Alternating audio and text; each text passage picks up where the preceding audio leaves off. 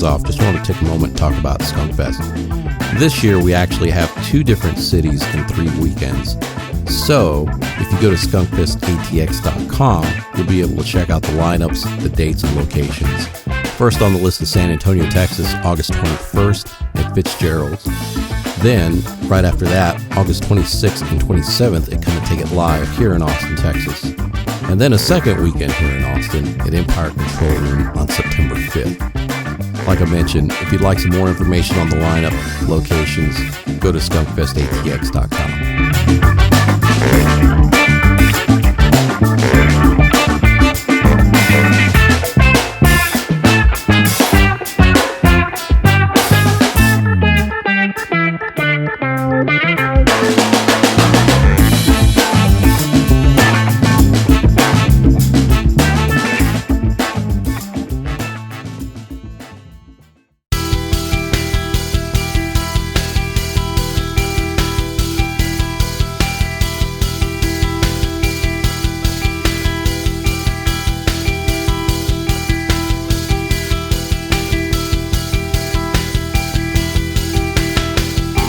Welcome back to another episode of the Eclectic Soundtrax podcast with Skunk and Vic. Got a real treat on this episode of the podcast. We're joined by Budro Partida and Adam Salinas to talk about the recent documentary, Bloody and Bruised, the Untold Story of the Backroom. If you're new to Austin, you've probably caught a show at some really cool venues around town, one of those being Emo's on East Riverside Drive. But if you've been here for a while, or if you're a true Austin native, then you know about the Backroom. And most likely you have your own story about this place. But do you know the whole story? We had a real blast on this podcast talking with Adam and Budro, uncovering the history of the back room. I've been to a few shows there myself, also drink a lot of beer there. Skunk has definitely been there and played shows as well. So it was a real treat to sit down and talk about the making of this documentary and what made the back room so special.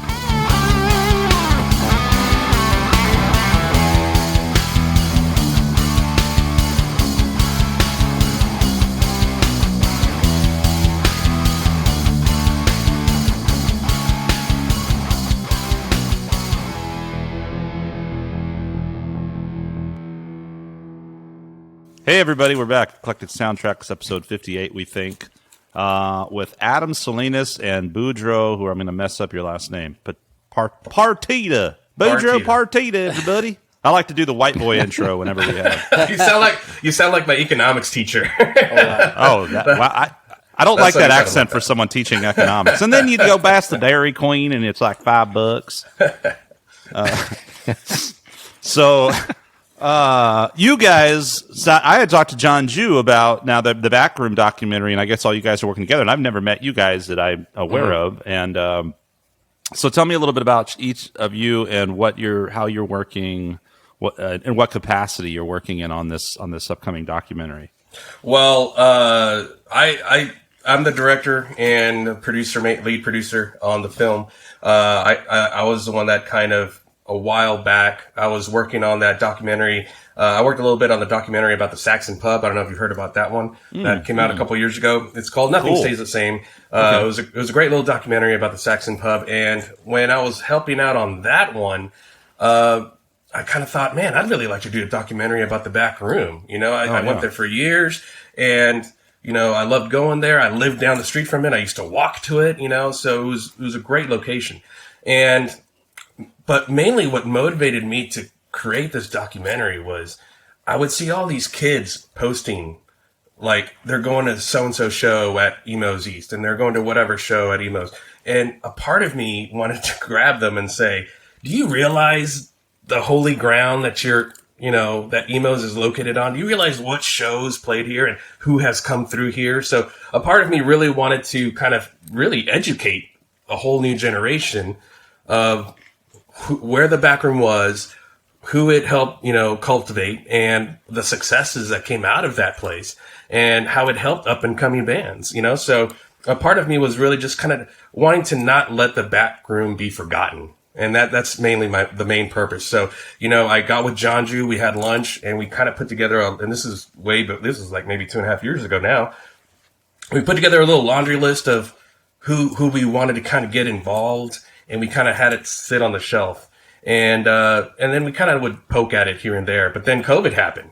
and we working on other projects. But when COVID hit, none of the bands were on tour, and a lot of the musicians, they were at home. So we kind of thought, well, this might be kind of a good time to actually make this project happen since everybody's at home. Everybody's itching to do something. If we do COVID safe shoots, we can maybe start this. So that's what we ended up doing. And starting in December, we started doing shoots, and one shoot turned into 2 shoots, and 2 shoots turned into 10 shoots. And now we're 40 plus shoots in, and then at the beginning, Adam has been a longtime colleague of mine. He's worked with me for years, and he's got a huge Rolodex, just like John Jew. And, he's got lots of great contacts, especially in the location and bar and entertainment district. So I brought him along as an associate producer. So we've both, between myself, Adam, and, John Jew, we've kind of just have led the boat, kind of steered the boat into how we're shaping the story of the back room. So it's been a really fun adventure so far for the last 6 months now. That's awesome, man. Yeah, man. I remember, I don't know when you started going to the back room. I moved here in 2004, and Vic and I met in 2005. And actually, the first time we really hung out was at the back room, man. Just hanging out. Was there a Pictures of Ziegenbach. Was there a patio there? Yeah, it's I feel kind of like we were hanging on the patio. But it's been a long time. There was the showroom, and then there was the bar area, and I think if I remember right, that outdoor patio. It's kind of still there. That's what I'm thinking. Maybe we were having drinks out there. I could be wrong, but that's right. But I remember that. Yeah, towards the end, they kind of took the bar side and they kind of opened it up into a little courtyard area, just exactly like you're talking about. Right. And it had like lattice and everything. So, it was supposed to be a beer garden kind of thing. So, for lack of a better word. There was something growing back there for sure. Yeah,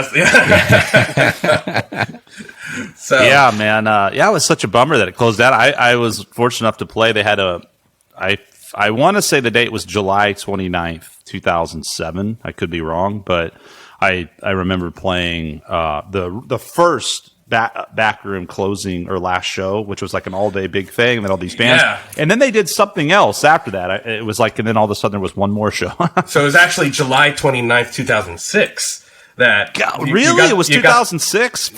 You got the date right. You got the date right. But it was a year before. Okay. And but that's when they kind of stopped doing shows, but they didn't officially close the doors till December. But okay.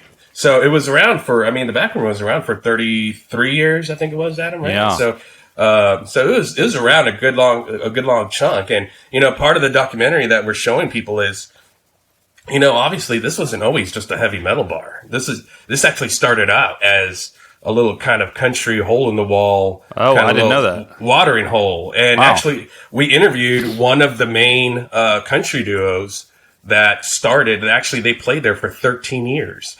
When they started in the 70s, and then they stopped playing in the early 80s when they kind of started transition, when Jim Ramsey, who was the GM and Booker there, he was like, well, this hair metal thing is kind of starting to take off, and we got a lot of bikers here. It kind of turned into a biker bar. And so maybe we should start booking kind of like this hair, like these guys that are wearing big hair and makeup stuff, So that's when it kind of transitioned into more of the hair metal days, and then eventually, obviously, the punk and hard rock and all that good stuff. Yeah. So grunge, even new metal, hip-hop. Yeah. Man, I tell you what, like I only got to play there. I mean, I played there I literally didn't start playing.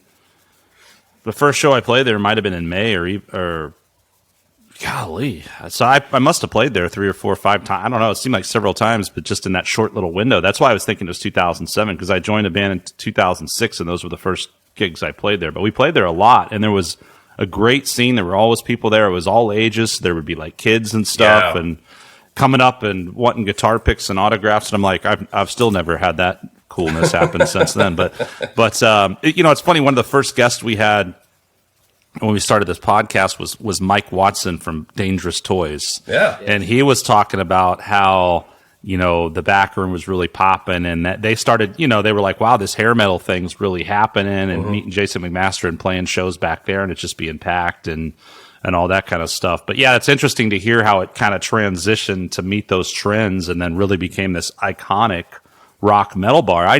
That's interesting already learning that because I never had it. Did you know that, Vic? I never knew it was anything else but a rock That was bar. definitely a good chunk of it. The metal, the hard rock, for sure. Mm-hmm. And then the But- tell-ins.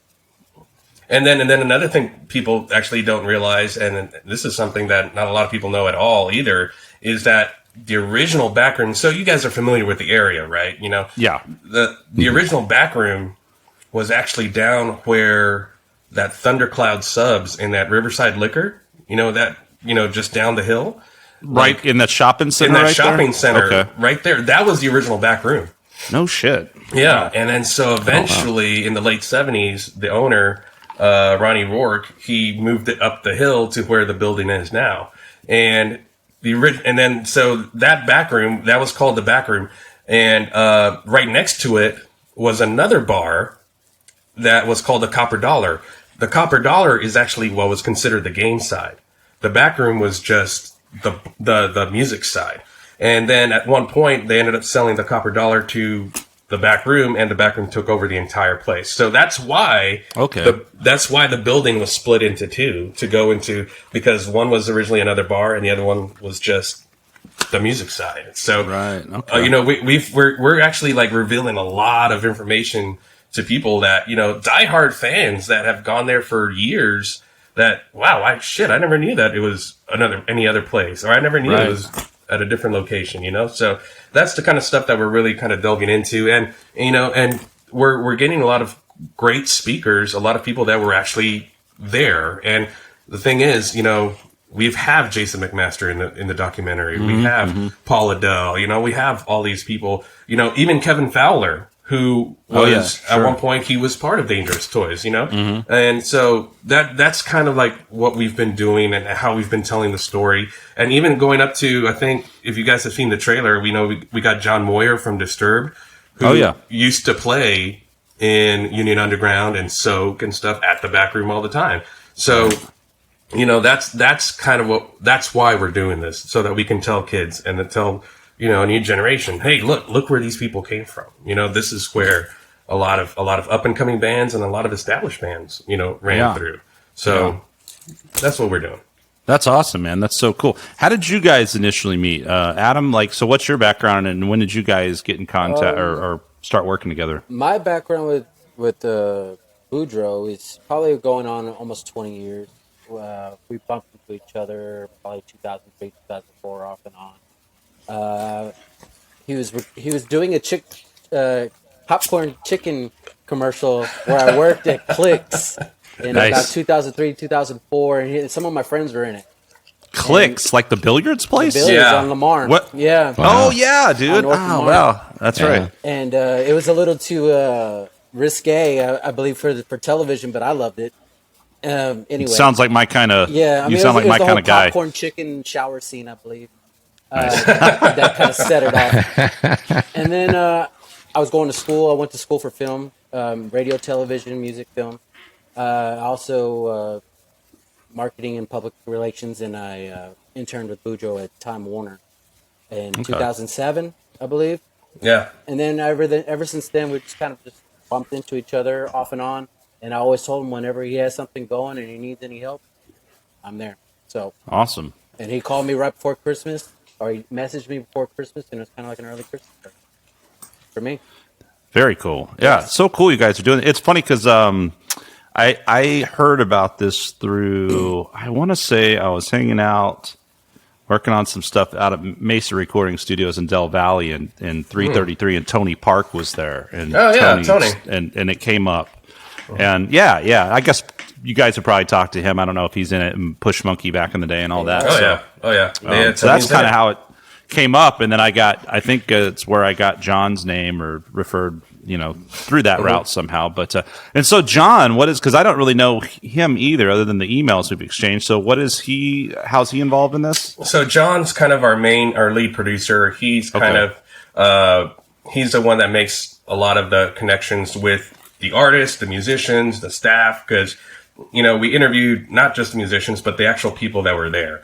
So, security people, bookers, everybody, bartenders, people that actually were there. So John is a huge, between myself and Adam, you know, we obviously do a lot, but John is obviously a huge part of our trifecta, that he helps coordinate so much with the artist. He helps coordinate so much with our PR, and he overall just kind of makes connections between us filmmakers and, you know, the people that we're interviewing. So he's got, you know, Adam has a huge Rolodex. I have a huge Rolodex, but John uses an astronomical Rolodex. He has a beautiful mind, is what he has. Yeah. Oh yeah, His one of mind those is guys. the spider web of like all connections. Like you've seen that billboard. Yeah. But I think it's in his head. Right. I don't think I've ever seen the billboard.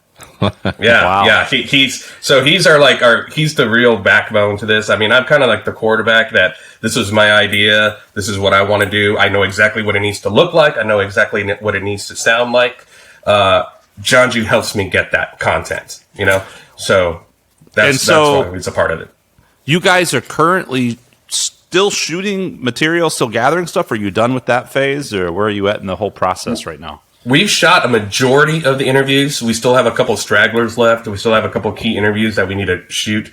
I think we'll probably be wrapped with shooting interviews probably within the next month or so, probably by mid-July, I think, right? So I think that's our goal. After that, we actually go into shooting. Another thing that we're doing is that we're shooting reenactments. So a lot of the bigger stories, a lot of the bigger events that happened at the club, like Dangerous Toys getting signed, and you know the 2 Live Crew riot. We're going to recreate the 2 Live Crew riot. So we're actually going to we actually have somebody. We actually are building a stage. We're actually building a bar, and we're shooting all these reenactments of big events that happen in the club, including one of the items, the most famous items from that bar and that space was the pole.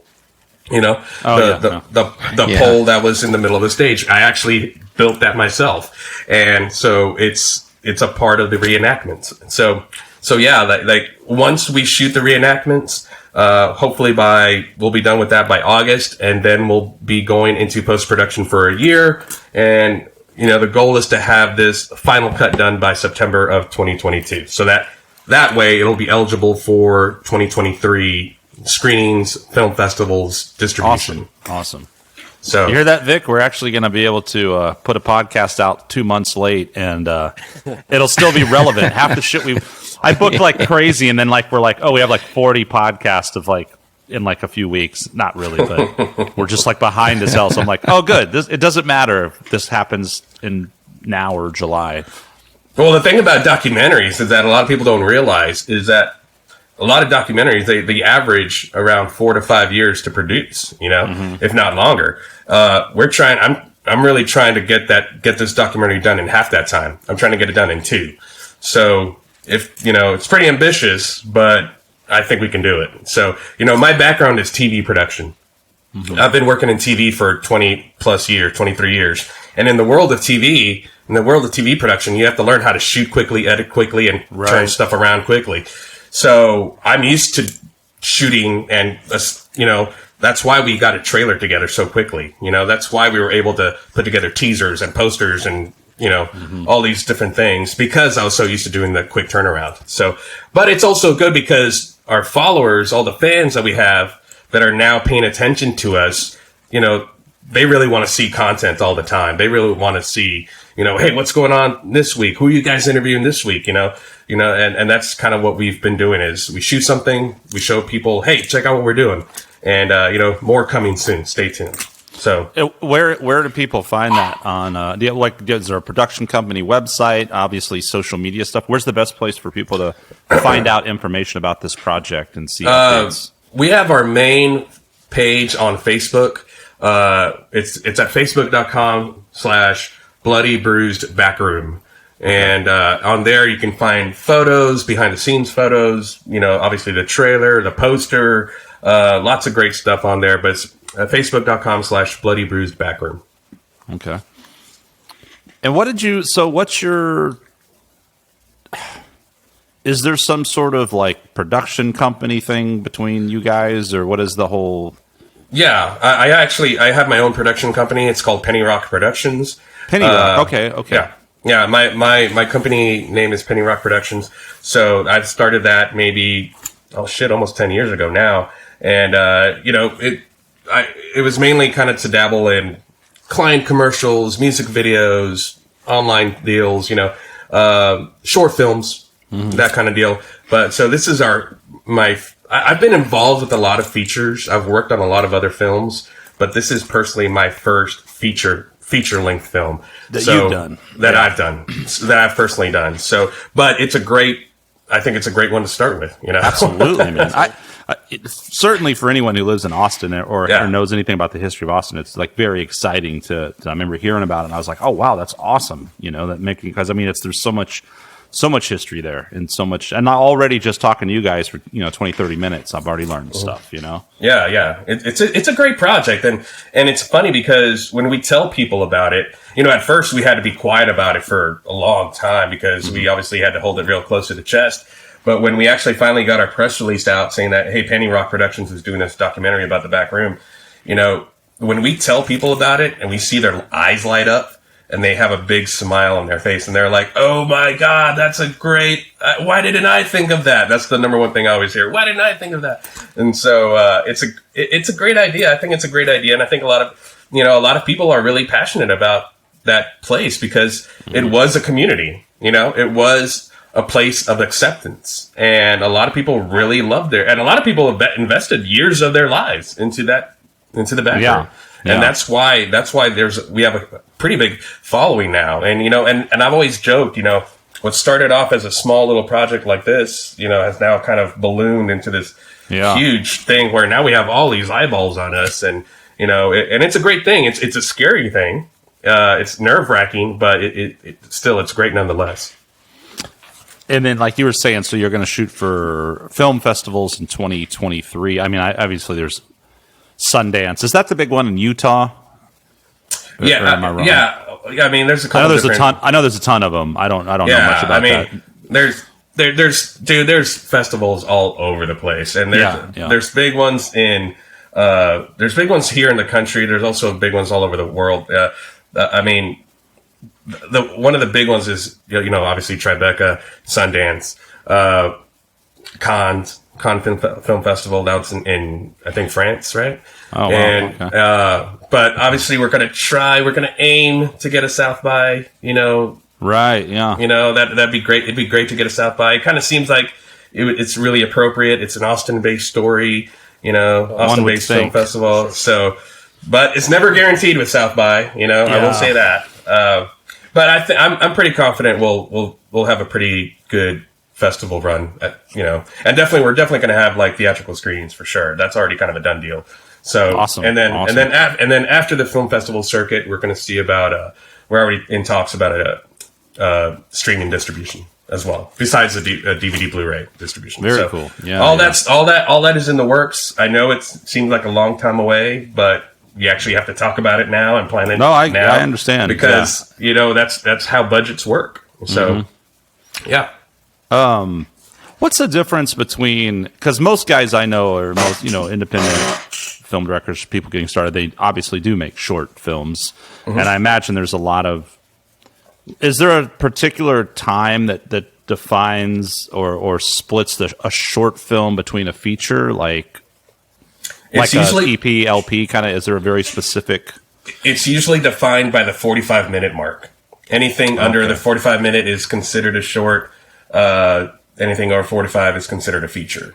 So that's kind of layman's terms, rule of thumb. Some festivals are different than others. But that's kind of what it is, sort of. And when you're doing like this kind of stuff you're talking about, what you said is still kind of a ways in the future. But I mean, it seems like, is it? I experienced this a little bit just in music, and like people are like, oh, if you're really like shopping around to try to get to the next tier or do some serious stuff, it's like people are like, oh, well, I need an album, right? Or it's something like that. Do you feel, is it the same in film where it's like there's more opportunity or more or like with streaming and stuff, right? Because you don't see like a lot of short films, I don't think. So is it more? Is there more opportunity, you think, with that as a feature length, or does it matter? It's actually more difficult because, especially in the world of music, and especially in this documentary, because it is a music documentary and there's lots of, musical cuts and tracks in it. The one thing that separates a feature from a short that's very different and it's kind of time consuming and kind of a pain in the ass is all the minutia of legal. So like, especially with music rights, you have to clear, like we're using tracks from Dangerous Toys. So we have to get the rights to Teasin' and Pleasin' from Sony, Columbia. They want to know, well, how much of the song are you going to be using? Are you going to be using 15 seconds, 30 seconds? And if so, are you going to be using it in the title? Are you going to be using it in the film? Are you going to be using it in the trailers? Are you going to be using any marketing material? Okay, we've established what you're going to do with the film. After that, we need to talk about distribution rights. So are you going to use it exclusively for home video, streaming services? So like all the legal jargon that I can't stand, that's a big part of the film process that, people really think, oh man, we're making a movie. It's awesome. And I'm like, yeah, there's a lot more than that. There's a lot of work and, what a movie, yeah. I think it's the same as music, but exponentially even more grand because you got entire crews. I mean, a studio. You make an album, you got a few guys in a studio, and it takes forever. And there's all kinds of things you would never think about. But anyone who's like, oh, that sounds so cool, I want to go to. Then they're like in the studio, like bored as fuck because it's just oh my god, this is so boring. And in a movie, like being on just various shoots and movie sets, it's the same thing. You're standing around, you're trying to get this right, get that right. I mean, there's all these factors that have to work together. And then once you get that, and then you do this many, many times, and then once you get and then there's the editing, and then, like you said, and then the syncing, the audio, the music, the licensing, the this, so that's just this seemingly endless process of stuff. I can only imagine the complexity of actually running that, of getting it all. And like 4 years probably. Yeah, it makes sense. And so that's why, like, a lot of people, they get kind of caught in the limelight of like, oh, I'm a part of this film and it's great. Yeah, because you're showing up for 2 days and then you're gone. You film their one scene in a feature length, and like 3 days later, like, hey man, when's the movie going to be out? Oh yeah, we get a ton of people asking us, when's this going to be coming out? And I'm like, well, we're shooting for 2023. Like, man, that's going to take forever. And I'm like, dude, have you ever seen a movie? I know. It's like, it's not a simple process, And don't get me wrong, I'm a quick editor, but I ain't that fucking quick, So it's a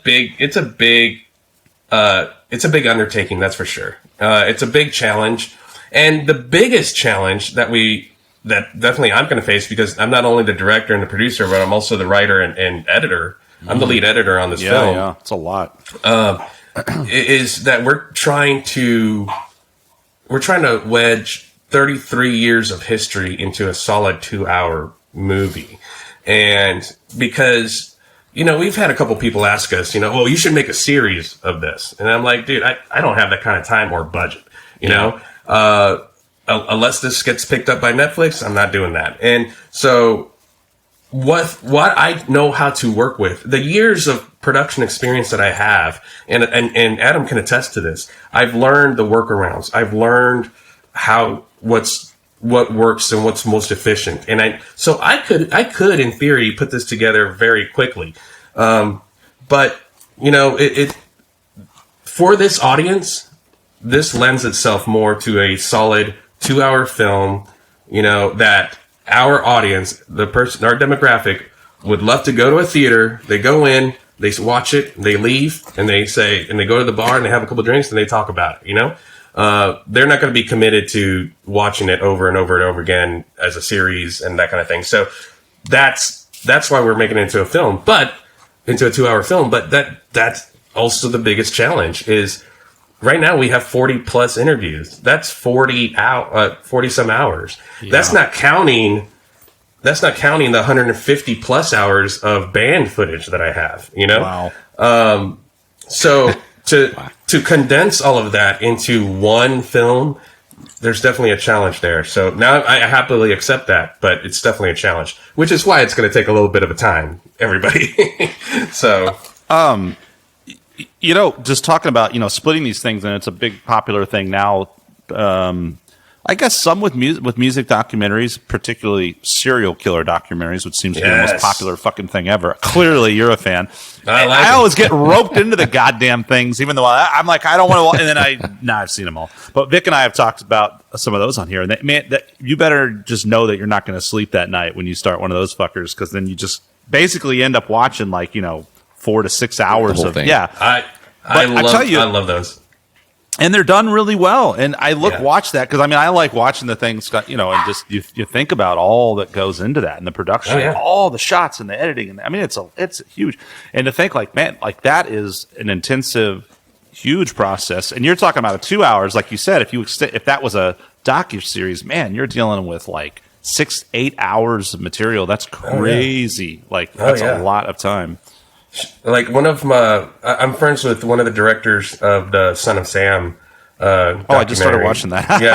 that one's really good. I really love the way that he did that. But the one that I really, really loved is the Night Stalker one. I knew you were going to say that. That's Vic's favorite. The Night It's done really well. Yeah, I love. It's got some cool 80s music. Yeah, not only that, you know what I really love? I love their reenactments. I love how they show the crime scene and the camera kind of flies into the room and then it kind of goes above the bed and then it kind of lowers down. And I was talking to one of my editor friends that lives in LA that she actually works with Netflix. And I'm like, how the fuck did they make this? How did they do that? She's like, dude, you have no idea what kind of budget they had to make, the After Effects budget that they had just to recreate those scenes. So, obviously, there's a lot of work that goes into that, but they look beautiful. But to get back to your point, I totally agree. I love all those docuseries about the serial killers. I love the Ted Bundy one. I love the Son of Sam one. And I love the Night Stalker one. But I can totally get sucked into all those. Yeah. That creepy hotel one was a pretty good one too. I like that one too.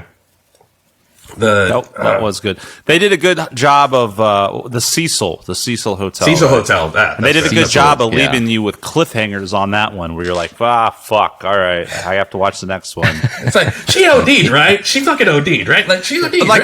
I kind of figured it out, or I had a sense of it from the get-go, but then, they would do certain things where you're like, oh, holy shit, this fucking crazy dude killed her? No, he didn't do anything. They just ruined his life. That's all. Just fucking internet. What do they call them? Yeah. These internet web sleuths. Web sleuth. Get a fucking life, dude. Come on. the keyboard warriors. Oh, dude, another one a while back I got sucked into, and oh man, I feel like a rant's coming, Vic. I'm sorry. It's just, look. Oh, now I want to know. I get the entertainment value, but I have no sympathy. I'm not one of these rehabilitation people. If you're a convicted serial killer, fuck you, man. Die, fucker. I hate that these fucks still go to, this fucking Night Stalker guy goes to prison and just sits around until he dies of fucking cancer. I mean, should have killed that fucker immediately anyway. I'll get off. There was a point to this and I lost it. I don't know what I'm yapping about. There was something in there before. Maybe it was that one. Oh, yeah, these web sleuths, dude. It's ruin. Oh, now I know what it was.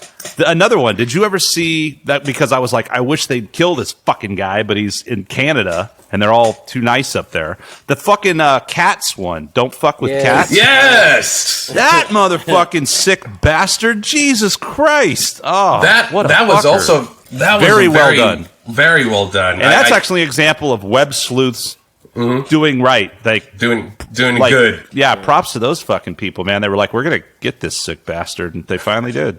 that was also very well done one. I like that for sure. Yeah, and now he's sitting in a Canadian prison, oh, sorry, fucker.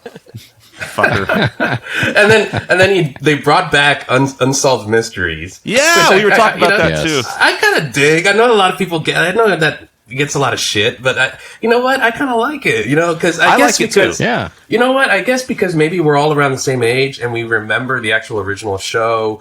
And so, and that's the thing about, a lot of people, especially in the film world, and it happens a lot sometimes in the music world. So I think you guys can understand it where something new is happening and you get people that just, what? And they shit on it online, So it happens a lot in the film world, especially with like, and not to say that. Anytime you remake a movie, you're not. Yeah, exactly. Everyone's That's what I'm saying. Why are they doing that? Why are they doing that? What the fuck are they thinking? And don't get me wrong, I do that sometimes too. I just don't do it publicly. But I don't feel the need to go and declare to a whole bunch of people that this is wrong, because somebody decided to remake something. But that's the reason I think that's why a lot of it's getting done, because filmmakers now, like, that are our age, they remember those series, they remember those TV shows, and they remember those films. So they want to, I want to do that myself, because now they're the age that they can actually go out and do it. And, absolutely. And so that's why it doesn't bug me so much that, I kind of like the Unsolved Mysteries remake. It's pretty well done. I kind of think, and I love watching those fucking crime docuseries. I watch those all the fucking time. They're always well done, I will say. If they're really well done, then I'm all about them, man. So, because most of the time, if I'm watching Netflix or any streaming or even films, if it's not horror related, or it's I'm watching a docuseries, or a documentary, and for me, it's all research. I'm studying. I'm looking at it. I'm looking at how did somebody do something. And one of my favorite and one of my favorite docuseries that I don't know if you guys have ever heard of this, and that I've kind of told my crew about, is called Dark Side of the Ring. Have you guys heard of that? It's about all these kind of weird stories and all these back dramatic stories that happen in the professional wrestling world. Okay. And so, it would tell, the backstory of, what really happened with Macho Man and what really happened with all these other wrestlers and the Montreal Screwjob and stuff like that. But I really love the way that they do their reenactments, and the way that they do them is a direct influence on the way that I'm doing my reenactments for my documentary, And I know when Adam, right? You've seen them, how, you sent it to me. I watched that. I've been watching also the bios. Yeah. So, and not to say that, I'm not saying, hey, you guys got to watch this story about wrestling. What I'm saying is, look at their techniques, look at their styles, look at their skill sets, check out how they're doing this. I send it to my crew. We have a Facebook page that's strictly for my crew for the documentary. Every once in a while, I go on there and I post something where I get it online, or I find something cool, or I'm like, hey, check out the way that they did this, guys. I really like the lighting that they did here. I really like the way that they did these shots. Check out how they used fog in the background. Just stuff like that. And so I'm a film kid, man. So I'm a big geek. I'm a film geek, and so I'm always learning. I'm always constantly, absorbing films, and whether they be documentaries or horror films or fucking unsolved mysteries, Yeah, it doesn't matter. It doesn't matter. It's the people. It's the people that they go out and they say, you know what? I'm buying a camera and I'm buying a laptop with Adobe Premiere and Photoshop, and I'm a producer now. And I'm like, dude, there's a lot more to it than that. You got to do the research. You got to do the work. You got to have the passion. It's not all just showing up, making a movie, and all of a sudden you're making thousands of dollars from distribution and blah, blah, blah, and your star and all that stuff. There's a lot of work that goes into it. So it's a big thing. And that's why I'm really passionate about filmmaking and production overall.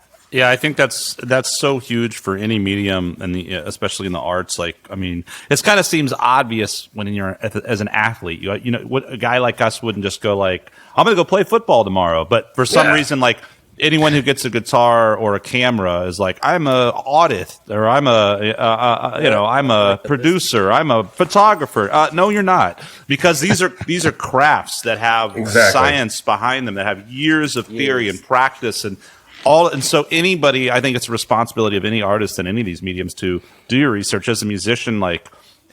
Always listening and keeping an open mind and wanting to hear new things and get new ideas. And it's absurd if someone's like, "Well, I only listen to this," or if you're like, "I only watch serial killer documentaries." Well, you're not really broadening your horizons in terms of other ideas. So yeah, man, I think that's one of the greatest things, and I think most great artists are always doing that. They're always wanting to keep increasing their knowledge and just learn. The number one pitfall, and especially in this field, in the world of filmmaking and the world of production, is the number one pitfall that I've come across, from friends, colleagues, coworkers, that happens is when you stop learning, you get stale. And when you get stale, lazy. You lose your viewership, you lose your audience, you lose your clients, whoever it may be. If you get stale, you cannot get stale. And that requires constant learning. It requires constant, staying abreast of technology. I know that's a big one that people hate. Yeah. Well, I got to learn this new software. No one wants to use the, look, I hate every second of it. And everyone's like, oh, I don't use social media. Well, that must be nice because you kind of have to, right? Like, all this shit. Like, if you were like, oh, I don't like Adobe Premiere, or, well, what are you going to do? Edit with your hands? I mean, or I don't cut. You're going to cut. It's like guys with tape machine. What are you going to do? Cut film and shit? I mean, maybe you actually do that. I don't know. I mean, I don't know how this works on real, movies and stuff, but like, exactly, dude. You're right. Technology is probably the biggest thing of all because it's just exponentially moving. Speaking of what you mentioned Premiere, Afterburner effect. So, what do you use specifically? Or I mean, you probably have a bunch of different things, but no. I mean, I don't mind saying it. I'm an Adobe kid. I use Adobe After Effects and Adobe Premiere and Adobe Photoshop and Illustrator and all that stuff because it's it's all bundled together. But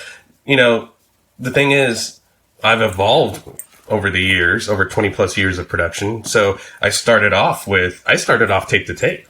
I started off when the cameras had, the very first camera I used was an umbilical deck. It had an umbilical deck. So in other words, it had a big, huge, like not just VCR deck. It was a 3/4 tape deck that you would lug on a shoulder, and then the camera had an umbilical cord that connected to the deck, and you would have to lug that around to record stuff, Mm-hmm. So I started off tape to tape. I started off, how they did back in the 70s, So I've gone through the linear phase, and then I transitioned into nonlinear back in the early 2000s, and I forced myself to learn Avid and Final Cut and Media 100 and Pinnacle and stuff, so that because at this point, once you know how to edit, when it comes to editing, once you know how to edit, it's just a matter of application.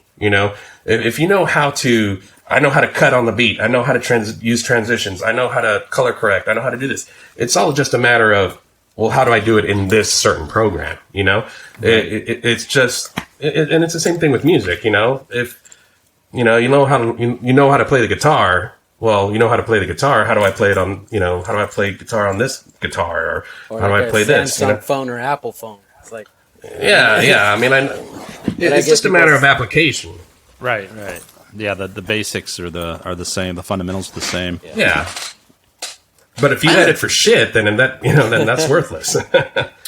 I'm one of those guys that like I do. It's kind of I do some stuff myself because I can, and its budget makes more sense. So I'm not putting.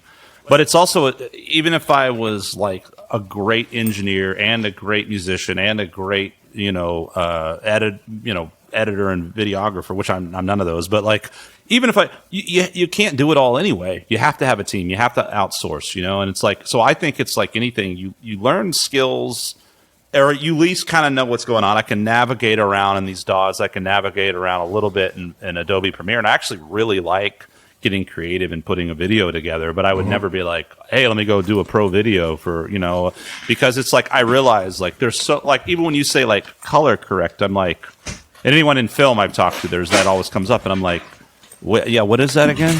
Explain color correction for guys like me that are like, what is that? What is this? Some like final? Is that like mastering for movies? Like a final basically? Sprinkle? Yeah, it's kind of like, well, there's color grading and color correcting. Color grading is kind of like when you see a night scene and you see people at night and they're out like in the woods and you notice that it's kind of bluish and like that's color grading. Or people are in some kind of dungeon scene and there's fire, so it's kind of reddish, and like that's color grading. You're kind of coloring the picture to set the mood, to establish tone, to establish atmosphere. Color correction is, depending on the kind of camera, a lot of fuck ups happen on set. That's just what happens, right. So you have to white balance stuff. You have to color correct. So you usually use chip charts so that you can try to get the colors of everything that you shot to the actual 100% neutral. So in other words, so white looks like white, the color white, black looks like the color black, yellow looks like the color yellow, red looks like the color. So you're actually correcting the color of the footage. So that's the difference. So that's what that means, color correcting. So most of that, it all depends on the film or the project or whatever it is. So that was kind of a long-winded answer. No, that's cool, man. I mean, that's what it means. I imagine it's, like I said, like making a song or an album, but just exponentially more factors. Yeah. And it's like you said, you get all the footage and then you go to the editing and then you go to like, now all this has to be kind of a seamless thing and also look cohesive and all that kind of stuff, And it's, and the thing is that with any art project, I mean, whether it be a film or a song or a painting or anything that you create, you could, I mean, we all know that you can nitpick to it to forever, you can say, well, I could always add a little bit more of this, or I could always, what if I actually moved these frames here? What if I actually colored this, thing up a little bit more, it's one of those things where at one point you have to like let it go and just say, all right, it's done, whether it be a song or whether it be a film or whether it be a painting on the wall or whatever, but as artists, you always get caught into that little kind of conundrum of, is it done? It's done, right? I think it's done. And then you wake up in the middle of the night. I think I got one thing I got to asking your friend for like the 8th time, like, hey, and they're like, dude, it seriously doesn't sound any different than it did 8 times ago to my ears. Exactly. You're insane. Exactly. So you get it. You know what I'm saying? Oh, I definitely get it. Oh, yeah. Vic knows too. Well, Vic's kind of like put his toe in the pond with the podcast editing stuff, but yes, I've managed. Did you just drop my vocal track in, just tweak it just a little bit? Well, I found out by starting this podcast that I hate my voice, so I'm sorry. I was like, Vic, put this one that I tried to make myself sound more manly in. I mean, you guys, that's the first thing you said when we got on here about Vic's voice. It just sounds perfect. Oh yeah, man, you got that trailer voice. I'm gonna try putting on a clutch hat. I think maybe that is the key. It's a clutch hat. Yeah. That's it. Speaking of clutch, this poster here, this show poster. Both Skunk and I went to this show, and it was at the new Emos, right? So nice. Talk about the back room. Yeah, very cool. But that's from that show. I can't see it very well, but what's the year on that? Probably like what, 2014? Yeah, right. Sounds somewhere in there. I think so. It's the Strange Cousins from the West album. Oh man, I haven't seen Clutch since the Austin Music Hall days. Oh, it's a pinball machine with a gear shift right in the middle, so it's kind of cool. Cool. I think, was that the show they played? Did they play with COC? Didn't we just talk about this and I already forgot? I don't know. Did they play with? No. That was the show before with Mastodon. The CO, because it was. They had like a local band. Oh, that was the one where there was like a contest or something, and a local band got to open. Yeah, that's right. Oh yeah. Oh wow, like a real battle of the bands kind of thing. Hell, it might have even been 2. Yeah. I think all the openers were locals. I think it was. I can't remember who the. Now that I think about it, I could be wrong, but I want to say there was a band. I can't think what their name was, and then that band Amplified Heat played. I think, but I might be wrong. Yeah. Well, that was the first show that I went to where I actually stepped back into what used to be the back room. Now, it's Emos now, but that was the first show that I went to, and I'm like, oh, they did this here. Yeah, it's quite changed the bar, this. Yeah. Quite the different. pole still there. The pole's still there. Yeah, the pole's still there. Interesting. Yeah, that's pretty cool. Well, I'm glad that it reopened as something like legit and cool, and then just become some condos. Condos. Right? No kidding. Yeah. Or Chipotle.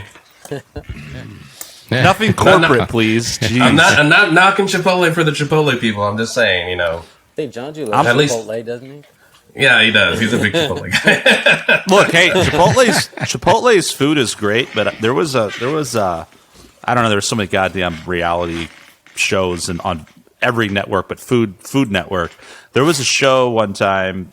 Maybe it's still running, but this was one of the earlier seasons. I don't even remember how long ago this was now.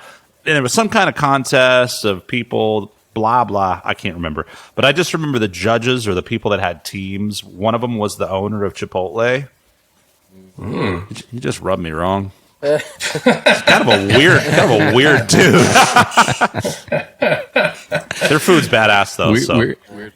Weird like one of the web sleuths on the Cecil Hotel. Remember the one that was really like obsessed with the girl? Yeah, just weirdos, man. Like weirdos. Yeah, I don't know. I don't want to throw weirdo. anybody under the bus, but like it's one of those things where I guess I'll never get a sponsorship from Chipotle. Oh darn, or Subway, because what I'm about to say is like he's the kind of guy you look at and you're like, oh. Where's our kid? You know what I mean? Like he's like, and then for years, rant coming. I remember those Subway commercials with that Jared guy, and I was like, I don't fucking like this guy, dude. I don't like the way this guy looks. And then it turns out he's this like fucking pedophile. And I'm just like, dude, Subway, for real. Like, what fucking idiot made that marketing decision? Like, went like, this weirdo, let's make this weirdo our spokesperson. I don't know. Pass it around the room, guys. I'm sorry. This is just what I do. I get angry. I become angry old white guy on our podcast from time to time. It just happens. No, I dig it. It happens, man. You should make a documentary after this one called "Angry Old White Guys." I'll be I'll be happy to start. It'll just Vic, be one long interview with me. Yeah. You end up with like 8 hours of footage from one interview. You're like, God, this fucking guy is so angry. And Vic, you can just introduce the whole thing like, let's talk disco. Yeah, no one will watch it after that anyway. They'll just like all the chicks will just have an orgasm to Vic's voice and then turn it off. A couple of like old angry white guys will watch the whole thing. Yeah, me too. I hate everything. We can reenact the rants that you've had on the podcast. There's been a lot of them.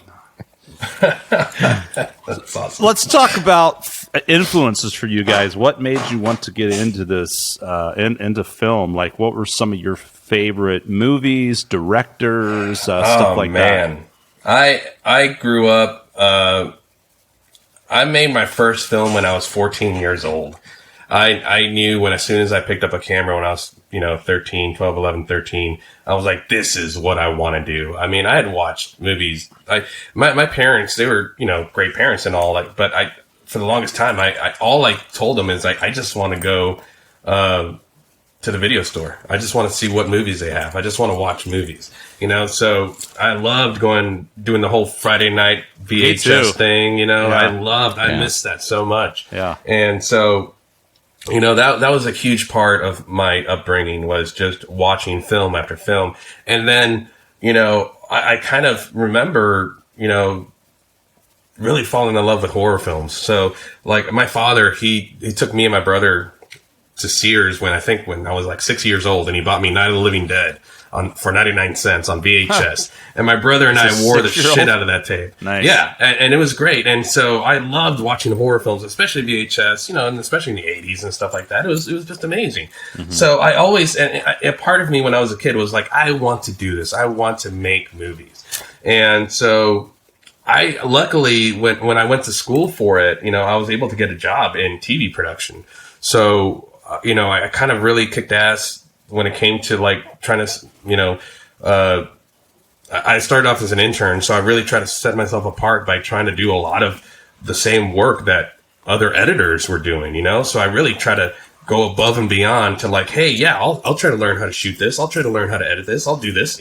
I was basically, an unpaid employee. I was doing other employees' work for no pay because I wanted to learn how to do it. And so I did that for a while when I was 17 years old. And then I actually got hired as an editor when I was 18. So all that time was, throughout that time was when I was watching and studying film and then collecting VHS tapes and then eventually collecting DVDs, when I went into film school, it was kind of just, wait a minute, are you telling me the assignment is we got to watch Sunset Boulevard on a big ass screen in front of an auditorium? That's the assignment? Well, fuck yeah, let's do it.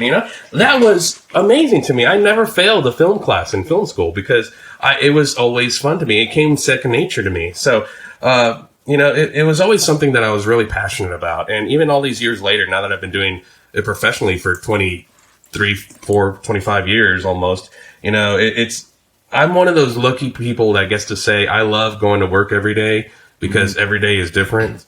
And, I shoot with all types of people all the time, and it's never boring, and I just love it, So it's one of those things where, I love watching a movie at night, and I fall in love with the genre all over again, whether it be a fucking Japanese samurai film, or whether it be an Italian gangster film, or whether it just be a schlocky 80s horror film. I love watching, I love learning. And that's what really influences me to try to do what I do when I do my stuff, So as far as like influences, man, I mean, George Romero was a huge influence on me. George Romero, who made the original Night of the Living Dead, Creepshow, Dawn of the Dead, all that. Martin Scorsese, gotta love him. I love him. Francis Ford Coppola, he's amazing. Akira Kurosawa, I love Kurosawa stuff, man. I love Japanese film. I have right next to me, you can't see it, but like right here next to me, I have a whole shelf of all these foreign Japanese films and Colombian films and all this other stuff that I just love absorbing that. My wife gets so upset sometimes because she's like, "Are you watching another fucking Japanese movie?" and I'm like, and my son kind of digs it. He's like, "Hey, we're watching a samurai film. It's cool." And he digs it. He loves Toshiro Mifune, so it's like he loves watching these old Japanese films. I love watching them too. So because again, I'm learning, and so many of today's films come from those films. You have to learn from your past predecessors. You have to learn, and that's in any art form. It doesn't matter if you're a musician or a filmmaker or whatever. You name anybody, what anybody's passionate about. They know who their predecessors were, and they know who the big boys that came out of that art form are, and who they were. So for me personally, I mean, I love those guys. I love Coppola, Scorsese, Romero, Kurosawa, David Fincher. I mean, Billy Wilder. I mean, I could go on and on and on and on, but I just love the art form, and it's always been something that I've been really passionate about. And like I said, my background is television. My day-to-day job is television production. But I always try to have it be influenced by the art of film and how to make something look, high dollar, and how to make something look cinematic is what I guess I'm trying to get to. Because I work with clients all the time that, they have a budget of $3,000, but they want George Lucas effects, and they want it to look like $300,000, So that's my challenge, is how am I going to make that happen for the client, to have them come back later on. So, yeah, man, it's just one of those things where, I know that was kind of a long answer, but I'll wrap it up with this. It's all about sight, sound, motion, and emotion, right? And it's my job to manipulate those things for the audience. How am I going to manipulate those? So that's what I do in a nutshell: sight, sound, motion, emotion. What about you, Adam? What kind of stuff got you into this line of work? Well, I've always kind of been, I grew up the way, like, kind of like Cable Guy would say, like the babysitter. I was always in front of a television. So if I'm not watching Price is Right or Young and the Restless with my grandma, I'm making the channel go from 2 to 48 to try to squeeze in some Showtime or Playboy or whatever, and then the old squiggly line, the old squiggly line effect, yeah, and then, Skinamax. My I'm like I don't know, I don't get really into this. I don't know. I guess you could say I really like really good movies, but I also like really shitty movies too. And so and everybody always talks about, Adam, all this about this, and I'm like, well, I'm talking about Meatballs and like Meatballs 2, The Alien. Please, these aren't award-winning movies. Classic 80s, yeah. This is stuff I like, and I think I really love dramatic movies, and I love movies that make you laugh, cry, feel the emotion, like Budro said. And you have to go through all that in a film, and if you don't, then I'm not really into it. Yeah, and I was like, what you were talking about, the stale chip, or getting stale earlier, and I felt like I was kind of getting stale until Budro gave me a call. I'm a postman, right? So I'm not dealing with any of this stuff anymore. It's been like almost, 20 years since I've made short films, and that was like 2004. Okay, Wow. so we're going like almost 20 years that I haven't really touched any of this equipment. So every time I join them, I'm learning every day. Just like he was talking about, it's a learning process, and I'm there to learn. When he called me, I was like, I'm ready. I want to do this. I'm ready to learn. And if I don't know, I'm gonna learn it. And then every day something new, and it's very something I love to do. I don't have to get paid for it.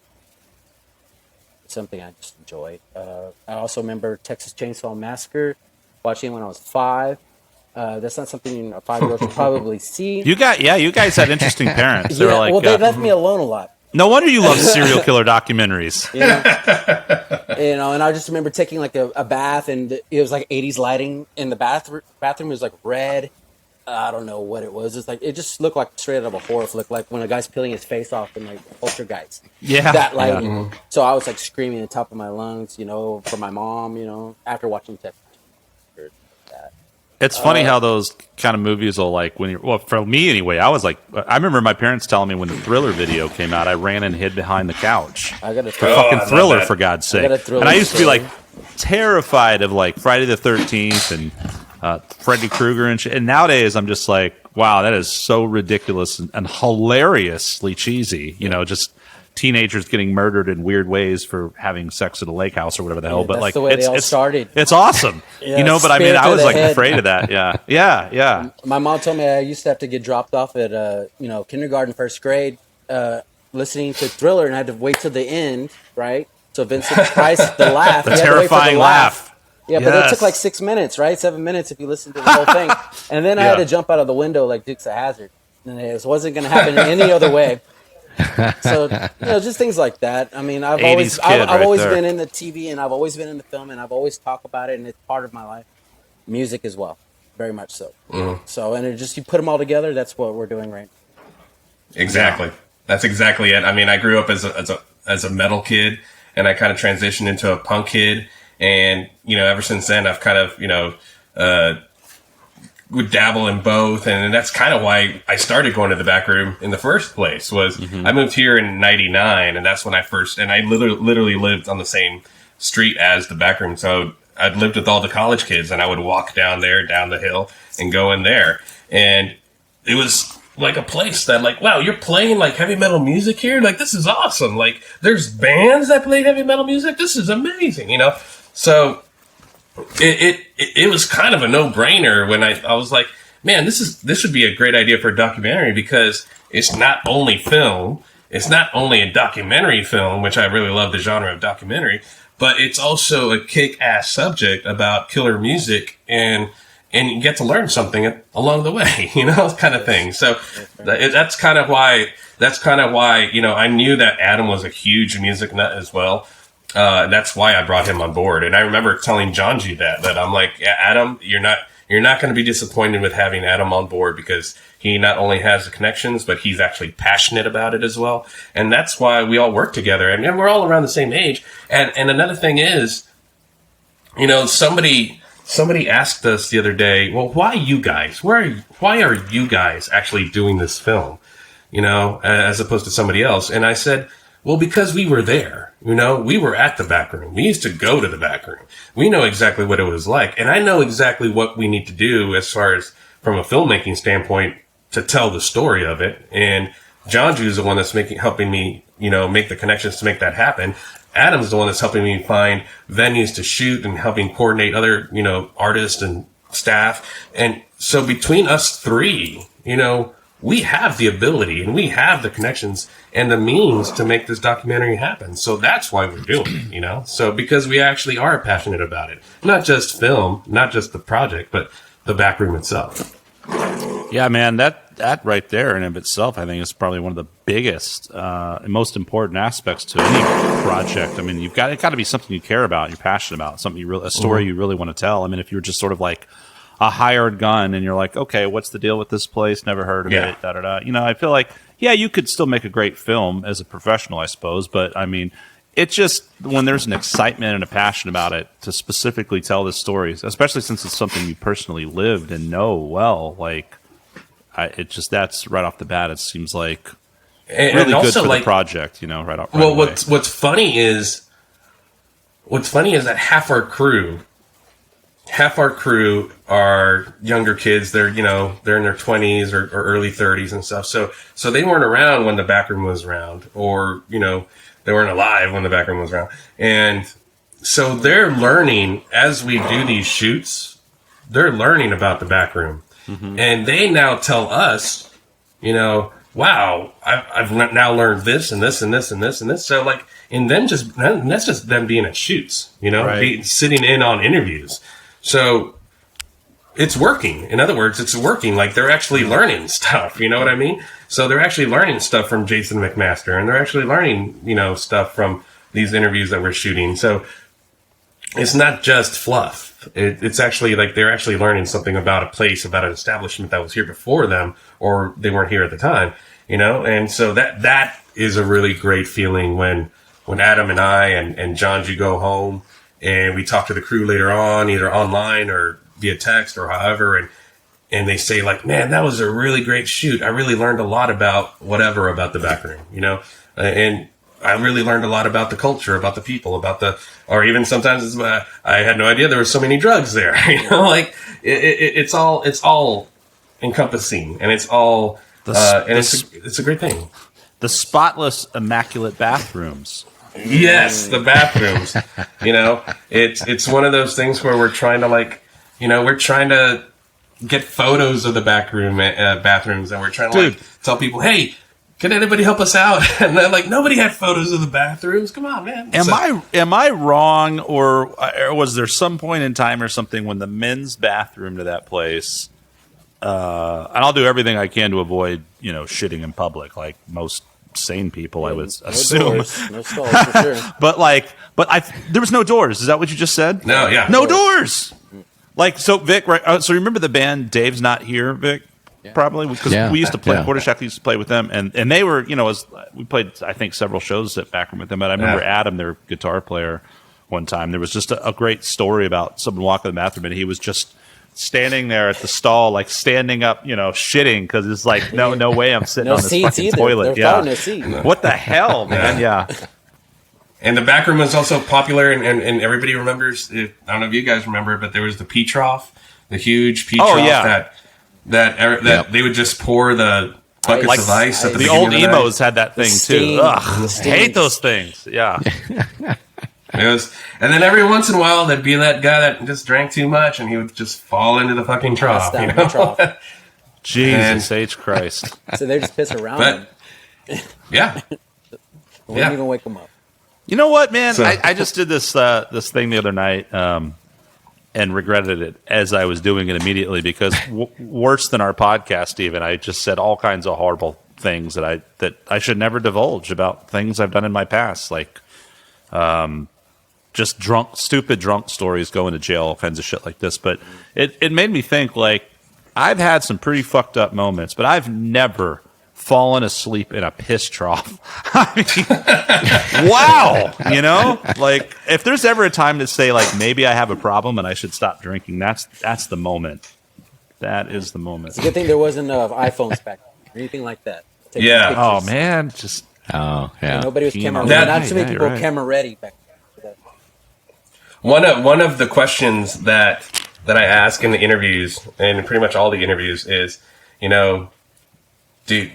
do you think the back room would be around today if it had social media, if it had the power of the internet, or did it have its time and place? And, some musicians, some people, they respond with like, yes, I think it could be around today, because I think people would, build a following behind it. And so, and the other people are, the other half are saying, there's no way. It had its time and place. It was its own magical time, and I'm kind of glad that it was its own magical time, and I'm glad that we didn't have cell phones, because I don't want a lot of that documented, of those days. I'm glad that there weren't cell phones, because a lot of that shit I couldn't get away with now, Isn't it interesting that it was only 15 years ago, right, that it closed? So, I mean, it's not that, it is, but not really that long ago. And what a different world, though. You're right. No one had a fucking iPhone back then. Yeah. I probably had. We all had those little shit Nokias or whatever, right? I don't think there's any cameras on the Nokias, right? The flip phone was probably the first one that had the camera. Oh, dude, I used to get like a message of like someone would send me a picture and my whole phone would be full and I couldn't, and none of my texts would come. I would like have to delete pictures and all of a sudden like just to see it. I remember being at lunch one time with a friend, right? And like I had just deleted a bunch of like pictures. And all of a sudden, my phone like just started beeping and blowing up, and like I got like 40 texts, and he was like, "Jesus Christ, dude! Like, I'm the most popular person on the planet." I'm like, "Oh no, literally, this is like every fucking text that has just been backed up for like 2 weeks because my phone couldn't receive Didn't you have new to pay information." extra for those too? Like I don't even remember, man. Oh yeah, no, all the roaming, all that shit back then. That was all. You're right. Yeah. So nobody would even open those or send them. Yeah. And the quality was so bad, of like photos. It wasn't even worth sending dick pics back then. We actually get a lot of photos like of people that. Check out my 8-bit dick. That's our next documentary, 8-bit dick. 8-bit dick. Yeah, baby. How do you like this rectangle? We actually get a lot of people that, right, Adam, we get a lot of people that send in photos, like, from the disposable cameras. Oh, yeah. We get people I've had people, one person sent me an actual disposable camera, and of course it was broken, and they were like, "Here you go, man, you can get all the photos off that. That's from that one show that I went to." Oh, God, wow. Yeah, I'm not going to develop that. Fucking Kodak from 1993. That might be like some video in there, though. You never know. Yeah, but it's like half background photos and half like weirdo bondage pictures of his shit. mom. Oh man, dude! If you guys ever make a 8-pick dick, let me know. I'll want to be an investor in that one. That should be the name of this episode. It's gonna be a short. I didn't say base it on me. Come on now. You should call this episode 8-bit dick. Yeah, when I do the synopsis 3 years from now, we talk about film, 8-bit dicks. Yeah, I'm glad I could contribute. Serial killers. Yeah, man. You're like Vic. You just slide in with those real zingers. Man, Vic had an episode a little while back where I was like, said, "So, what do you think, Vic?" Close it out, and he gave us that Jerry Springer final thought, and it was just like, it was deep. We were all just like, "Wow," and that's what you just did. I think you were all drunk. We were all drunk, but that's what you just did here, Adam. You gave us that. I'm happy I could help. I see why he's on the crew now. I see the value this guy brings. Hear me out, guys. What if we went 8-bit on this? He has really unique ideas. So what about this guy's going places? What about music? I mean, you said metal and punk. Adam, I guess maybe you're in the same vein, or what are some of you guys' favorite hair metal for bands? Me started it for me because I was listening to all my sister's music. So I go into her room. So I'm listening to Skid Row, and Pariah was one of the bands. Fuck yeah, dude! Dangerous Toys was one of the bands. 30th year of 30-year anniversary. Slave to the Grind today. Yes, Monkey Business. Yes, dude. My fiance posted a video of her playing bass of that song today. I'm very proud of her. In a weird, crazy way, like we met and had this bizarre Skid Row connection. Like she had a nose chain in, and I was just like, I wish I could say it was at the back room, but I don't. She's one of those people that was probably like 4 years old. But like I was like, whoa, what the fuck's going on here? I'm like, we started talking about Skid Row, and I'm like, you're kidding, because she's like, younger than me, but I was like such a big Skid Row fan. Like when I started playing guitar in high school and stuff, and like Slave to the Grind was one of those big albums for me, like Appetite for Destruction and all that. It came out right there. I think that came out in 90 or maybe 91 when all that great shit was happening, right? The end of hair metal, the beginning of grunge, all that. And I was just like, I used to tell people, like, how random is this? Because people now, like, kids now probably wouldn't even know, but I was like, I told people, like, Rachel Bolin was my uncle. So that was like the that joke. Earring from the nose to his the nose chain. And me and my buddy Dave, we made these fake little nose chains and wore them to high school every night. Oh, dude, yeah, totally. But she just did she did a video where she's got a nose chain. By the way, like, this is standard podcast. Like, here we are talking about this, and then when this is finally out, people are like, "That was like 4 months ago when that was the 30th anniversary of that." The vault, opening the vault. Yeah, dude, Skid Row. But yeah, I know, dude. I bet I don't know all those bands. What are some others? Let's geek out on the 80s rock. Motley Crue for me for sure was one of my first shows, 1990, Frank Rowan Center. I have my sister again, right? She's When Vince Neil could sing. Yeah. Well, I don't think he ever could, right? But He could at least like make noise. I sung the songs for him, and loud enough so I didn't even need to hear it. That's the thing, right? Yeah. He's just like, hey, this is Vince Neil at every show. You sing it. If they would have given me the mic, if I was close enough, I would. Oh, you could have had your Mark Wahlberg rock star moment, dude. Stand up and shout for sure. Yeah, dude. Motley Crue, yeah. Yeah. I was big into Megadeth and Metallica. Fuck yeah, dude. And Tool. I like Tool. Adam's the biggest. He's a huge Tool fan as well. I'm a total Tool for Tool. Tool for Tool. There's a lot of Tools that go to the Tool shows. I can tell you that. I don't know if I'm one of them. But I could possibly be. No, you're not. It's only if you like play. I don't know, and I don't want to like say, because there's obviously like they're a great band, and Metallica's a great band, and what's his name, Dana Carey's a phenomenal drummer, and Cliff Burton was a phenomenal band. But I've met a lot of people over the years that are like, oh yeah, Tool, Dana Carey, specifically the drummer, and then like with Metallica, I'm no Cliff Burton, but I like this, and then you meet, and then they play, and you're like, wow, you're definitely not Cliff Burton, actually, and you don't know how to tune your instrument. You're terrible, so please never take that out of its case again. Yeah, but I met a few people like that. I finally saw Tool for the first time a few years ago at the Cedar Park, whatever the hell up there. Show. Yeah. Fucking badass, dude. 2014. So good. Yeah. So good live. I got stoned as hell, which made it even better because when they came and did the second set and the visual, it's just fucking great. I think Adam Jones does all that too, right? Doesn't, because he's a film guy, an effects guy, right? Yeah, he did like Jurassic Park, Terminator 2, stuff like that's that. Nuts. That's unbelievable. Damn. What a career, man. I really, really briefly met that guy, and he was like super cool and nice too. He was actually literally like, "Oh, hey, I'm Adam," and I was like, "How cool is that?" He wasn't like, "I'm Adam Jones from Tool, worship me." Yeah, he was like, "Cool." Tool actually is in the documentary, not through an interview, but like we have footage of Tool. They actually opened up for Rollins' band. Fucking A, at Backroom? That's crazy. At Backroom. It was like, what, 91? God, yeah, 91, 92, something like that. Was that Undertow, or was that pre-Undertow? Was that I think it was pre-Undertow. They just recorded it because Henry Rollins is on Undertow, so that's when they became friends. So it must have been right when they started touring for that. And we have footage of Henry Rollins out by the bus, and then Rollins is like, he talks to the camera and he says his little Henry Rollins thing, and then he motions away, and then he walks away. And then so he's walking towards the bus, and then out of nowhere, you see Mater kind of just jump into frame and like do a woo kind of crazy ass face. And at the time, people were like, "Who is this fucking guy?" Like that. And it was, get out of Henry Rollins' frame, you nobody loser. He'll never amount to exactly. anything. You're like, yep, no, that was Tool.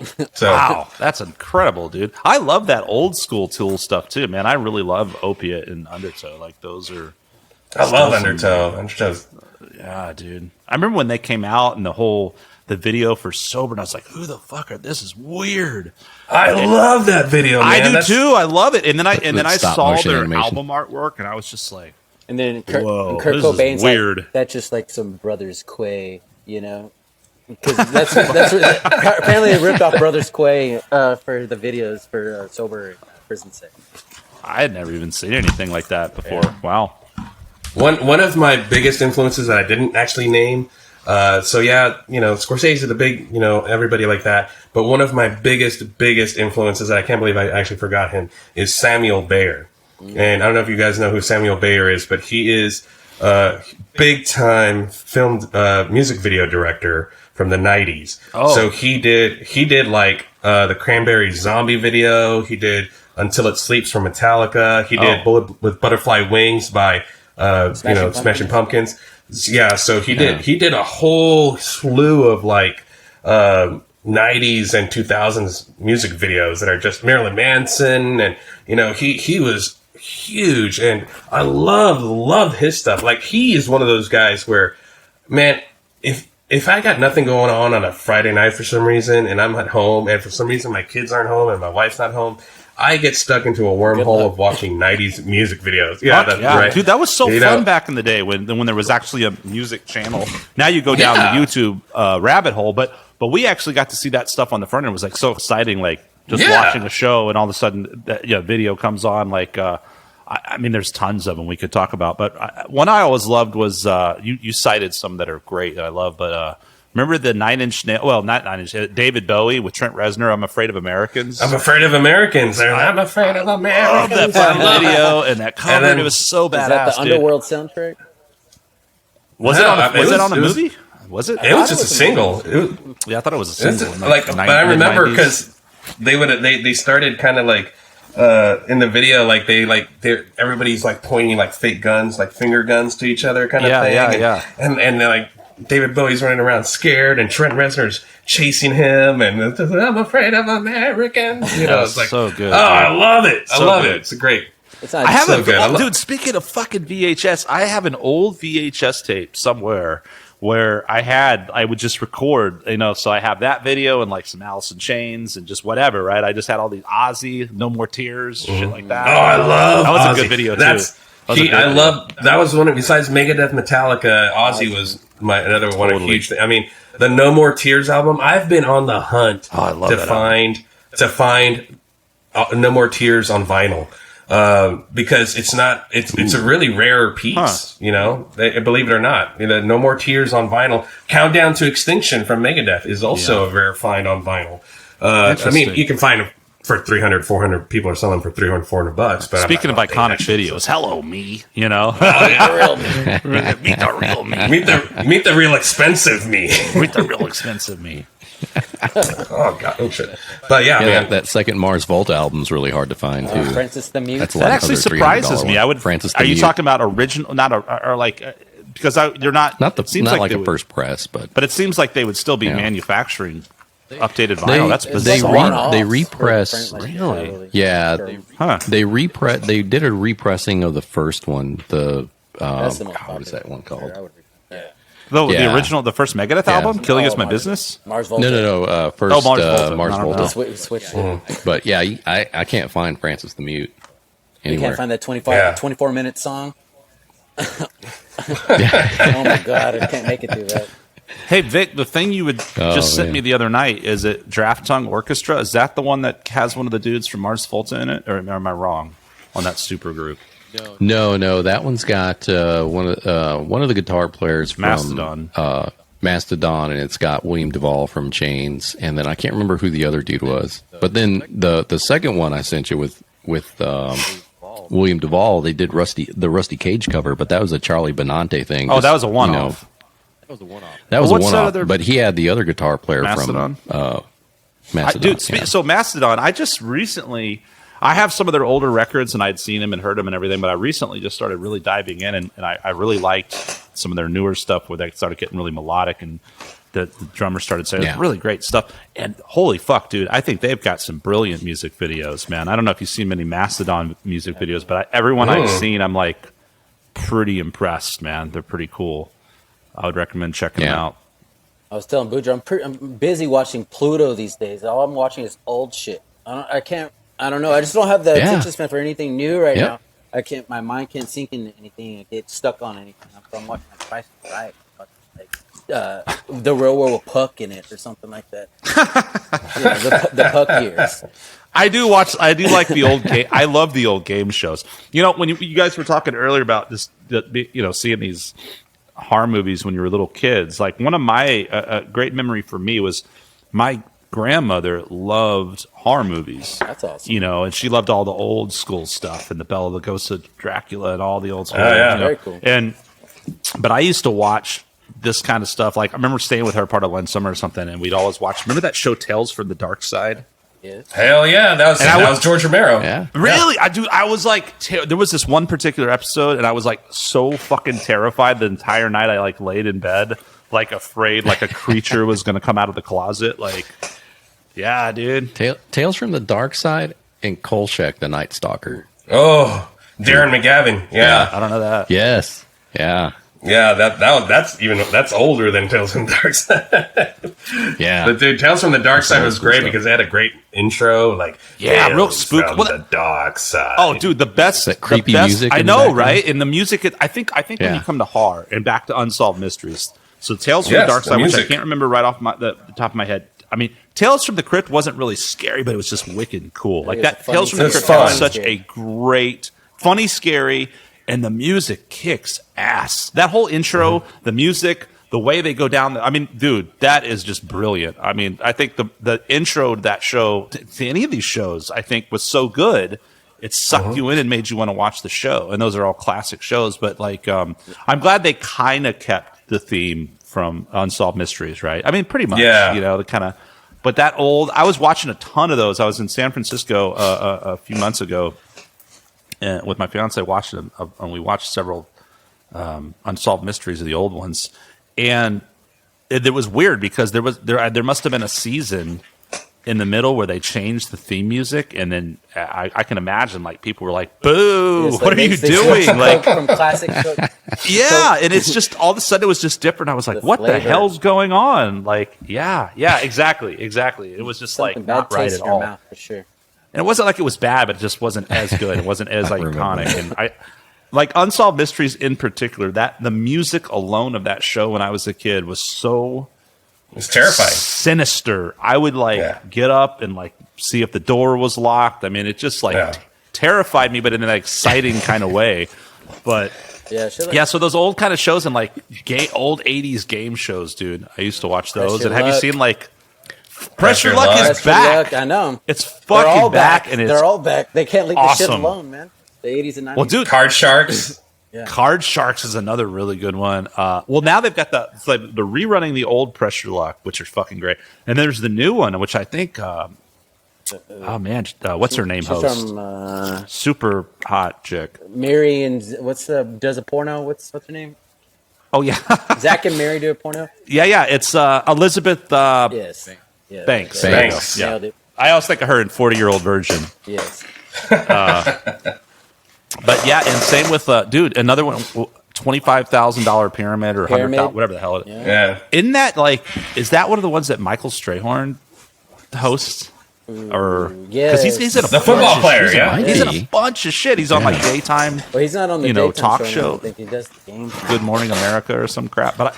He might have done that one too. Or Nickelodeon even did the Double Dare and stuff like that. Oh wow, Double Dare. My wife watches Supermarket Sweep, the remake of that. Oh, with Leslie, what's her name? Go for the meat. Leslie Jones. Go for the meat. Yeah. Oh, dude, you gotta go get those turkeys and those garden hoses. That's your diapers. You gotta get the diapers. Diapers. Get the diapers. I always thought that host was either just like the happiest dude in the world, or he was like gonna kill himself at any moment because it was just too much. Like, I've never seen a guy that excited about bad sweaters and groceries. Like, that was a great show. I love that. It was a great show, dude. I've watched, especially last year, right when we were all just sitting around. Yes, I watched so many like fucking game shows and just dumb shit, Netflix documentaries and.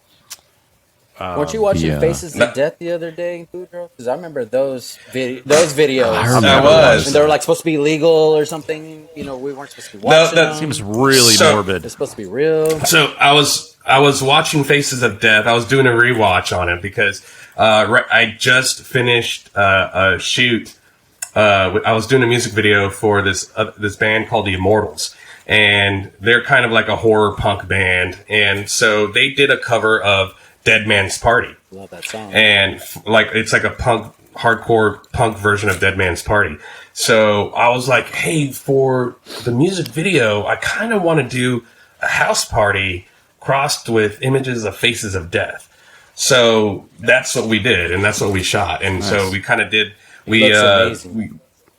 I'm really happy that the crew over there. Actually, the reason I'm so overdressed right now with all this jacket and stuff is I actually have a film screening I have to go to right after this with those guys for another horror film I've been working on with them, and they're really great. It's called their production company is called Horror Web Productions, and they do amazing work, and they don't use like little Halloween makeup that you buy at Walgreens. Like, they have effects and prosthetics and coagulated blood. And we actually, like, for the video, one of my ideas was, I mean, you all seen Faces of Death, right? You guys? Yeah, I know what it is. I don't know if I've ever watched it, but yeah. Well, like pretty much the most famous scene out of that film is the monkey table dinner scene, right? So, and if you don't know what that is, yeah. So what they do is in the documentary in Faces of Death, they actually go to India, and there's some American tourists there, and for a fee, they can sit around a dinner table. And there's a monkey that's locked by his head into the table. And for a fee, they have the pleasure of bashing the monkey's head in and then eating the brains as a delicacy kind of thing. It's all fake. It wasn't real. They used cauliflower for the brains. It was a fake monkey, you know. But it was like Blair Witch of its days. Everybody thought it was real. It was, yeah, everybody thought it was real. That's a great example of what an amazing... Yeah, great marketing. Great marketing. Sorry, So what we did for the music video was, I said, well, how about we recreate the famous monkey brain scene, but instead of a monkey, we'll use a random, actor person, and we'll actually, and you guys, the band, will actually bash this guy's head in and that's fucking eat his amazing. brains and stuff. Please send a link. Is that done or not? It's in production now. Okay, so cool. it's in editing. It's in post production now, rather. So it's kind of one of those things where we were getting blood all over ourselves because these guys, and their whole shtick is it's a girl lead singer who's like this big tall redhead witch, and the rest of the guys are like vampires. So the whole gag is that this witch and vampires are recreating the dinner table scene, and they're banging this guy's head in, and they eat the brains and stuff like that. But we had like blood flying everywhere. We had this is something that I'm really proud of. One thing that I really wanted to do was I really want to have an autopsy scene, but I want the corpse on the autopsy table to be fresh, like he had just been recently autopsied, and I want him to be alive in the music video. So I want the band to kind of have like lab coats and kind of be, and the girl kind of singing as the autopsy is kind of going on, kind of thing. And through a couple connections, we actually got a real autopsy table for the music video. So there's a legit autopsy table that we got from this one guy had it. He got it from the Austin State Mental Hospital. Oh, wow. And it was like a legit metal autopsy table that we used for the shoot. And this actor kid that we had laid down with like the Y incision and laid down on the table without a shirt on, and so I'm like, holy shit, this one brave kid. And you can see in the table like all the bins and compartments where like fluids would run to, and where they kept certain parts of it, and it was in our music video. So like that's why and Adam can attest to this as well, is like when it comes to this kind of stuff, when it comes to production, when it comes to film production, whether it be a music video or a commercial, we don't half-ass it. We really pride ourselves on that, and especially when it comes to the documentaries. So that's why we really put forth a lot of effort on every single shoot, on every single edit, whether it be a music video, a commercial, online thing, or a live music performance. We've been doing a lot of those recently, where we've been shooting live musical performances. So we're really happy doing it. We're really passionate about it. So you're getting that attention. Yeah, I heard that. I don't know what it was. It seemed like it subsided. There's a buzz in the air. There's a buzz in the air. That's right, man. This is electric. It's electric. You know what you made me think of when you were talking about autopsies, and this is an interesting film reference, right? You guys know that black and white, weird, creepy Roswell thing where they're like cutting open that alien and it's the hoax and all that. I always thought that was such that being a hoax, what an amazing video. Whoever did that did a great job, because it's creepy and weird, and do you guys know who Stan Winston is? Hold on. Maybe you're Budro. Maybe that's you. It seems like when you started talking, you got crackly. Hello. Jiggle a wire. Maybe you got a wire that's just a dirty cable or some shit. Oh. Hello. Can you hear me? Better. That's better. Yeah. Okay. There Yeah. we What were go. you saying? Well, Stan Winston is the guy that came up with like the Predator the Predator fuck yeah. outfit. Yeah. And he did a lot of those. Like he did like the Harry and the Hendersons, and oh no, that's Rick Baker. But he did a lot of huge like makeup effects in the late 80s, early 90s. They got him in that Alien and Autopsy show so that he could be like, I've seen some makeup in my day. I've seen some effects. This has to be real. And they got him to give a testimonial to say that alien was real. Like he thought it was not a hoax. He thought that was legit. I mean, it looks fucking amazing. I don't know if he got paid to do that or what. Probably. But he was Yeah. in I it. can't imagine it was an actual real alien, but it looks No, great. it was fake. It was fake. But it was good. It was well done. Yeah. I remember Yeah. watching that live. I remember watching that on TV. Like I think it was like a Thursday night on Fox, and then don't miss Alien Autopsy this Thursday. Dude, speaking back to, which this wasn't that long ago, but back to the 80s and all that, there was a thing that an infomercial they used to run all the time, and it lasted forever, and it was all this. It would show like a guy astro projecting and weird grave, just all this kind of weird stuff, and it was like this Time magazine. So I can't remember what Time it was. Life books. Is that what it was? Yes. Do you have one? I remember those fucking commercials, man. I got this one here. That's it. Nice. Oh, Yes. Phantom Encounters. yeah. God, that's awesome. I got let's see what else I have. Britannica. Yeah. Right? Nobody needs that shit anymore. Hauntings. That's Hauntings. awesome. I remember that shit. Oh, that's it. Mysterious Yeah, I creature. remember seeing those. my that God. image. Wow, I forgot all about those. that's amazing. Yeah. I don't know if I've Time ever Life books, actually man. met anybody that had those, but that's pretty killer. That's the first So what for did you me. do? Get a subscription to that or something, or how did that No, work? no, dude. I found those on Amazon. Oh, wow. So ordered it back Amazon, in the 80s. baby. Dad, I really want this. Why did I have to show him? Why did I have to show him that horror movie when he was 5? Now he's like. Traumatized for life. Meanwhile, No, Adam, dude. you're screaming in the bathtub like Yes. I traumatized because there's myself. red lighting. They don't leave me alone with my thoughts. Well, that goes for any of us. Well. That's the most dangerous thing you can do. Look at what happened to that Cecil Hotel girl. Jeez. Yeah, no shit.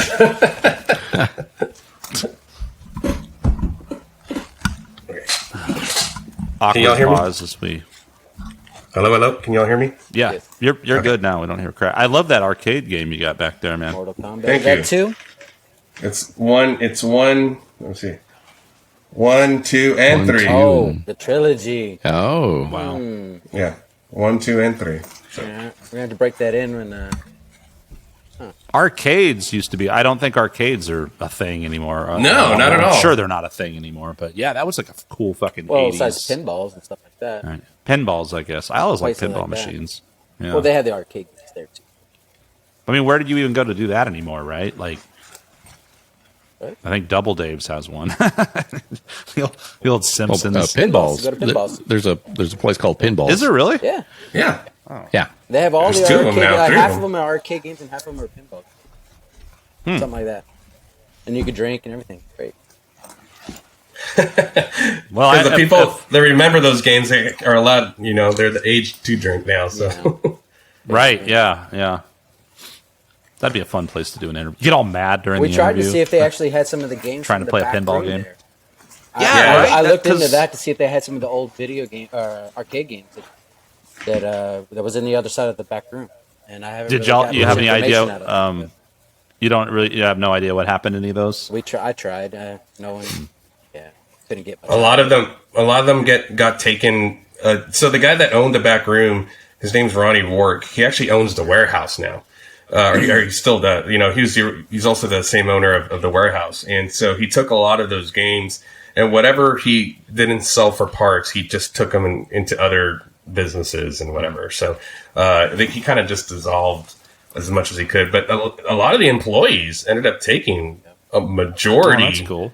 A majority of what was left. So a couple weeks ago. Oh, Adam, we should talk about Ricochet. Yeah, I'm surprised O'Shea didn't have one of those. Video games. So this one guy, his name's Rick, and he goes by Ricochet. And he kept on trying to get a hold of us because he said, well, you guys need to come down and see my rock and roll museum. And so we were like, okay. And we finally, after a lot of coordination, we went to him and we went to his place down in South Austin, and he had maybe like maybe three carports. Yeah, 3 back rooms all connected that you had to go down hallways. It's like, oh my God. Yeah. And he like just had posters and just gear, music, like he had counters like from like pawn shops that was just all filled with stuff. He had like Stevie Ray Vaughan's like Coke vials, and he had like just T-shirts and like amps and mixers. Panties. And panties. And so he actually had a lot of the gear from the back room. And he now granted, his music collection was from all over the place, all over Austin, all over the world kind of thing. But he had like sections here and there that were dedicated specifically to the back room. And so he actually, while we were there, he actually, he powered up one of the amps and he played Eruption by Van Halen. And he's like, I want to show you how loud it still is. And so he cranked it up, and I'm like, we can't use any of this. We don't have copyright to it, but whatever, go ahead. Turn it up to 11, man. Yeah, it was kind of fun. It was weird to see, it was exhilarating because I think that was one of those things that we went on a shoot to do that we weren't really knowing what to expect. But it's perfect for a documentary because that's what people want to see is who are these people that live like this, and who are the people that are this still captivated by to keep all of this stuff from a place that's been closed for 15 years, Memorabilia and paraphernalia. Yeah, exactly. Whatever he found in that speaker. Oh my God. Yeah. Just leftover or the trough. Yeah, the trough stuff. He's got the trough urinal, but it's a display case now. That would have been cool with some fake ice in it. Yeah. A little slightly miscolored. That would have been great. Here, feel free to grab stuff out of there. We're good. I don't want to mess anything up. Okay. I've got one of the stalls. There's some prizes down there. Trust me. A lot of history in that trough. Yeah. That was one of those fun shoots that it was like I looked at him and I was just like, what did we get ourselves into? like we're gonna get out of here alive, yes? Yes. It'll be okay. Yeah. We'll just go down that other staircase. Yeah, he's like, go down that more hallway. down Just take a left. I mean, it's back there. Just keep going to the left. Stay to the left, though. That's kind of like unsolved mystery music starts playing in your head. It's like sloth back there. So you're hearing, I'm pretty sure he had the phone I'm pretty sure he had the 8-bit dick on there. 8-bit dick. And that landline, right? Yeah, on the landline. Oh man, who the fuck? Do you guys have a landline? Who the hell's used one? I don't think I've had a landline since I moved to Austin. He was working half through Pedernals Electric and half he rigged it up himself, MacGyvered it to get like half. Yeah. Man. Oh, that's true because he didn't believe in cell phones or something like that. Oh right? wow! So he's just a true weirdo. Yeah, he had foil on the antenna outside. God bless those kind of people that do all that because I would be like a collector, but really I'm just a hoarder with mounds of trash. And if it's like, what was that really cool flyer from whatever, I'd be like, I don't know. I don't treat anything with any sort of care or value whatsoever. I'm just like, oh, where was that really cool memento? It's in a drawer somewhere. I forgot about it. I don't know. I was eating off of it. It's over there. Oh, yeah, just dust the crumbs off of that old. That's I'm actually using Stevie Ray Vaughan's file. To the trash. No reason I can't still use this Coke file.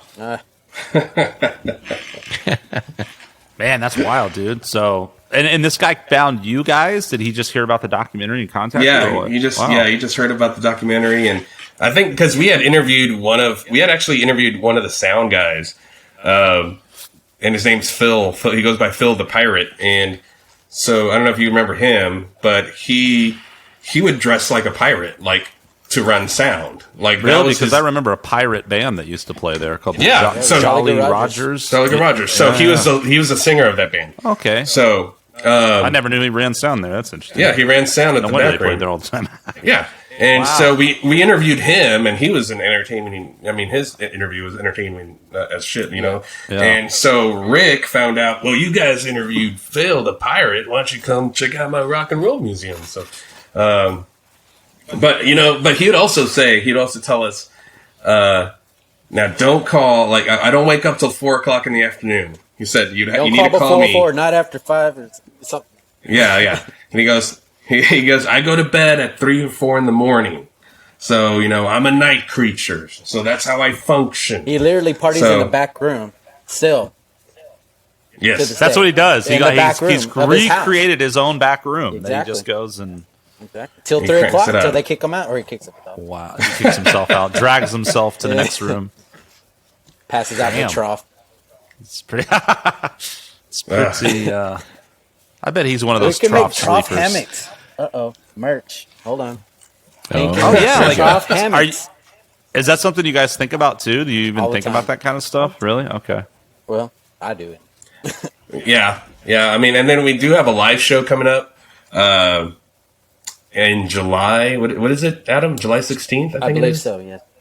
Friday, July 16th. We're actually getting a couple bands together to play a show at Come and Take It Live. Cool. And we're actually doing a free show, and we're going to be accepting donations for all night long. We're actually going to have our first real wave of merch come in. So there's going to be a limited edition amount of merch, of film merch for Bloody and Bruised, and we're going to be accepting donations all night long, so that all the donations taken will be going directly into the film to help fund the production of the film. And then we'll be doing a second show in September with a couple more bands. So a lot of these bands were bands that actually played at the back room. And so they're actually reuniting or playing again just for us, to do this. Do you already have those lineups? I'm curious, or is it like a secret thing, or I'm just kind of curious. Yeah, I think the July show has Cactus Brigade, Brutality Incorporated, Tarantula Mountain, and Stone Dakota. Yeah. Oh, wow. I haven't heard that name in a long time. Yeah. Brutality. That's awesome. Yeah. And then September, do you have a date for that one yet or not? September 20-something. I think it's 24th, something like that. It's late September, so I think it's a Friday night as well. So what we're doing is that we're actually going to have cameras there, and they're actually going to roll on some of these bands that played. Yeah, sure. And so my idea is that we're going to have a couple of these bands, and we're going to show people in the crowd and kind of getting back to normal, and all these bands that used to play the back room. Yeah. Vic and I can stand there and drink, and that would simulate our role. And so my idea is that this will kind of be the end of the movie. It'll be the end of it'll be kind of like they've come full circle. They kind of worked their way up through the back room, told their story, and now this is the end where they're kind of all reuniting to do one last show just for us. All-Star Jam. Yeah, that's killer. I gotta put that date in my calendar, man. I'll be there. Come and take it. You said, that's cool. Very cool. They'll be hosting most of the shows, correct, Budro? Yeah. I mean, good place to do it. You got a good stage, good sound, good. Yeah, I love that. So place. we definitely have 2 shows for sure. Cool. And we might have a third one in January, I think. So, a lot of people are, like I said, man, a lot of people are really excited to be part of this film. So we're really hoping that, especially in July, it'll be our first one. So we're going to get a lot of good people out there to kind of help us fund this film, because we're in the middle of we're working with our other co-producer Tammy Moore, who is actually a booker at the Tammy, back room. absolutely. Yeah. She was always on the scene back. So Tammy is one of the co-producers on our film. Okay. So she's helping us from the back end so that we can get investors, or rather contributors, and get this film funded, so that we can pay for the crews and the reenactments and editing and the legal and all that shit. So you got producers, and then I don't know if there's executive people in an executive production capacity funding, but did you do any kind of crowdfunding on the front end, or is that where you're kind of at a point now where we're like, hey, we got to get some additional funds, and that's why you're doing these deals? Or we're if we haven't done a legit crowdfunding online experience, because we are doing these live shows, so we're going to do live show, and then a possible third live show. Right. But because we need to fund the remaining shoots, You know what I mean? And finish the shoots. Once we go into the post-production process and the edit process and the music rights and all that stuff, that's when we'll need that. I think that's when we'll actually do a legit, crowdfunding, either Kickstarter, Indiegogo, what have you. So, that's at least that's the plan for now. Cool. Very cool, man. Yeah. Well, hey, man, I'm stoked to get out there. Vic, let's put that in the calendar, man. Roll out to come and take it. We can go pass out in the trough. Pass out and come and take a trough. We can take a bring trough a little with us. Well, mini we version, should just mini take version a model. trough. Be like, we really wanted to simulate. What was that? You might bring like a little model, like you A scale model. to scale. It only fits one person. Just travel around with your own personal urinal. Like, it's the only way I'm comfortable. Hell, if I could, I would. Rob and I had an idea one time. I mean, probably Rob's idea, but I mean, as big guys who clog toilets, just putting that out there. Like, Courtesy flush, bro. dude. Oh, even with a courtesy flush, I can clog a toilet with toilet paper for fuck's sake. I got to flush the toilet 400 times when I go to the bathroom. It's ridiculous. But the idea of having I think this is genius. Having a fucking, this could be a job like Uber, but it's like a dude just rolls around town with like a fucking porta potty kind of situation, or I don't know. I can't remember. I'd have to revisit the notes. But That sounds like $1 million idea right there. I really think so. I mean, if you're at you can have you're at a bar and it's one of those emergency situations. Call somebody, they roll up, and you just go have a nice clean shit, outside and the comfort of your own stall. None of this back room, no walls, kind of no doors situation. Right. I think That reminds me of my app I came up with. I almost forgot about it. There's a poop app where you can go to all these places that have the best toilets. There's this app that tells you where to go take a shit. It's a great idea. Brilliant if you're idea. downtown, which one has doors, which one has the stalls, toilet. Damn, So dude, I ran into so many places with curtains or whatever, no toilet seats. I remember sharing a warehouse when I was call out it in the LA crap with app. That's what it was called. Crap app. Crap app. That's And it was brilliant. just gonna be called That's Crap. absolutely brilliant. Yes. Man, Double P. we should all get together and just powwow these ideas, and I think we would have some good ones at the end of the we'll have to start up some LLC with some kind of innuendo shit name. Crap. Yeah, man. Crap Crappy app. app. Crap app. with two Dude, Ps. what's up with this crap app? Oh, is it terrible? No. I'm trying to find It's out where to take shitty, a shit man. right now. Like I'm really. It's That quite would be the thing useful, too, right? sir. If your app didn't work very well, man, this app is so shitty. Literally. There's another one I had. It was called Bosom Buddies, where you can actually, instead of Facebook, meet up with people that just want to have drinks, and if then have your partner in crime for the night.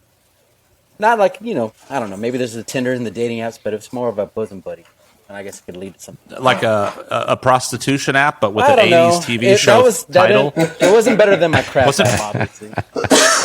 No, your crap app is Yeah. money. That's good stuff right there. I guarantee you, if I actually bother going downtown these days, which I really prefer not to, if I was downtown though, I would make sure that crap app was on my fucking phone. I'll tell you that much. Man. Hey, we got a good look at the shirt right there, man. I gotta get you one of these Czars shirts, dude.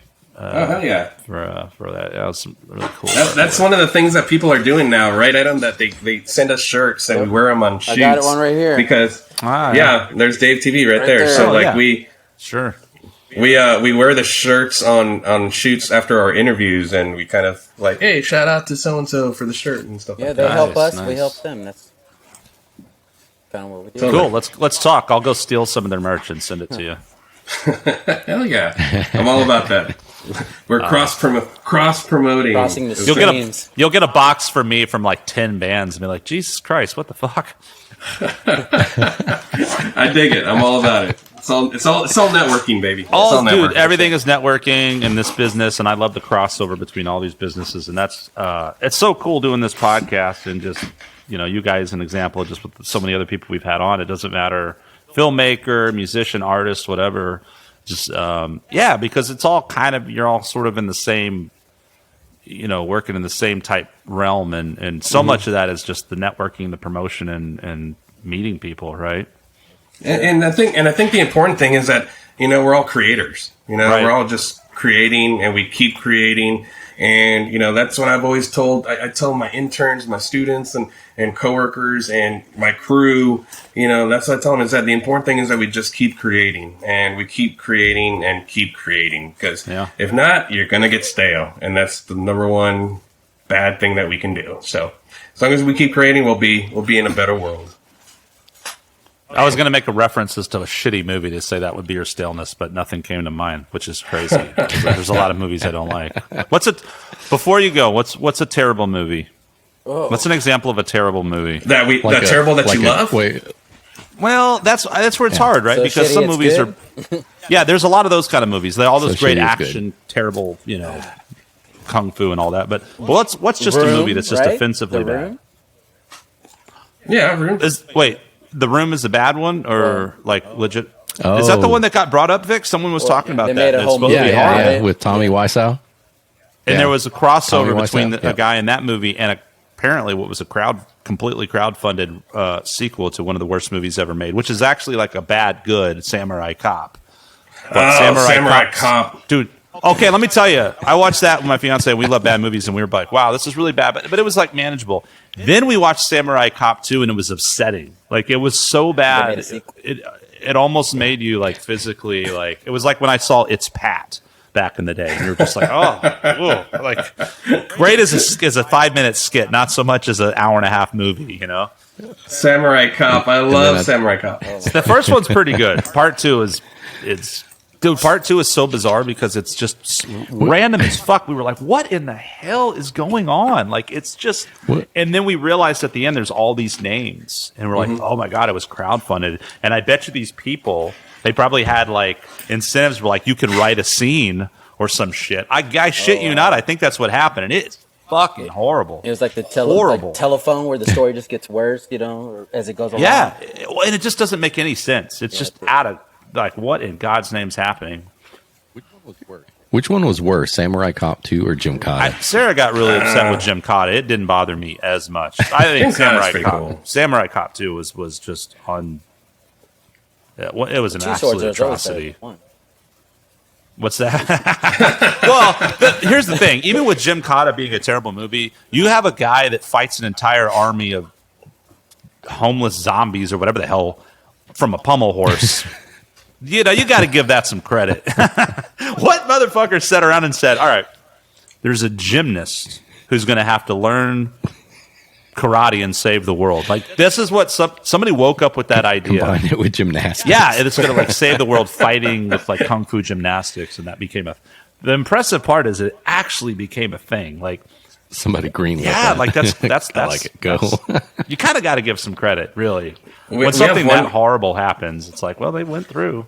We have one guy on our crew, and he's usually been working a lot lately, like at his regular bartending job, but his name's Andrew Forbes, and he's one of my creative directors for Pennyrock, and he loves watching bad movies like this. And you can make a whole podcast with him just based on that subject alone. We should get this guy on.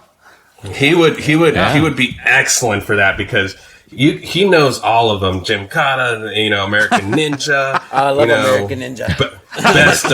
Best of the best. Oh, any Van Damme movie. Oh yeah, Van Damme. Best Jesus, of the best. I mean, you talk about any Van Damme. I'm like, he knows. He's like, you know how Tarantino's like the encyclopedia of films. Like Andrew Forbes, my buddy Andrew Forbes, our buddy.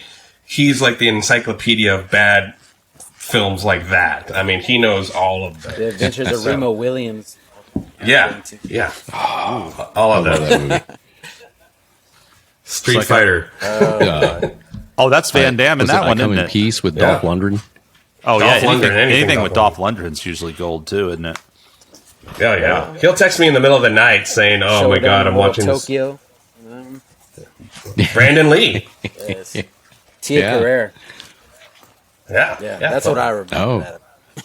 Vic, I think, had sent me a link of some Steven Seagal stuff. These guys, and so we went and watched a couple of these more modern Steven Like the Seagal, later which Steven are Seagal. hilarious because he looks like Wilford Brimley.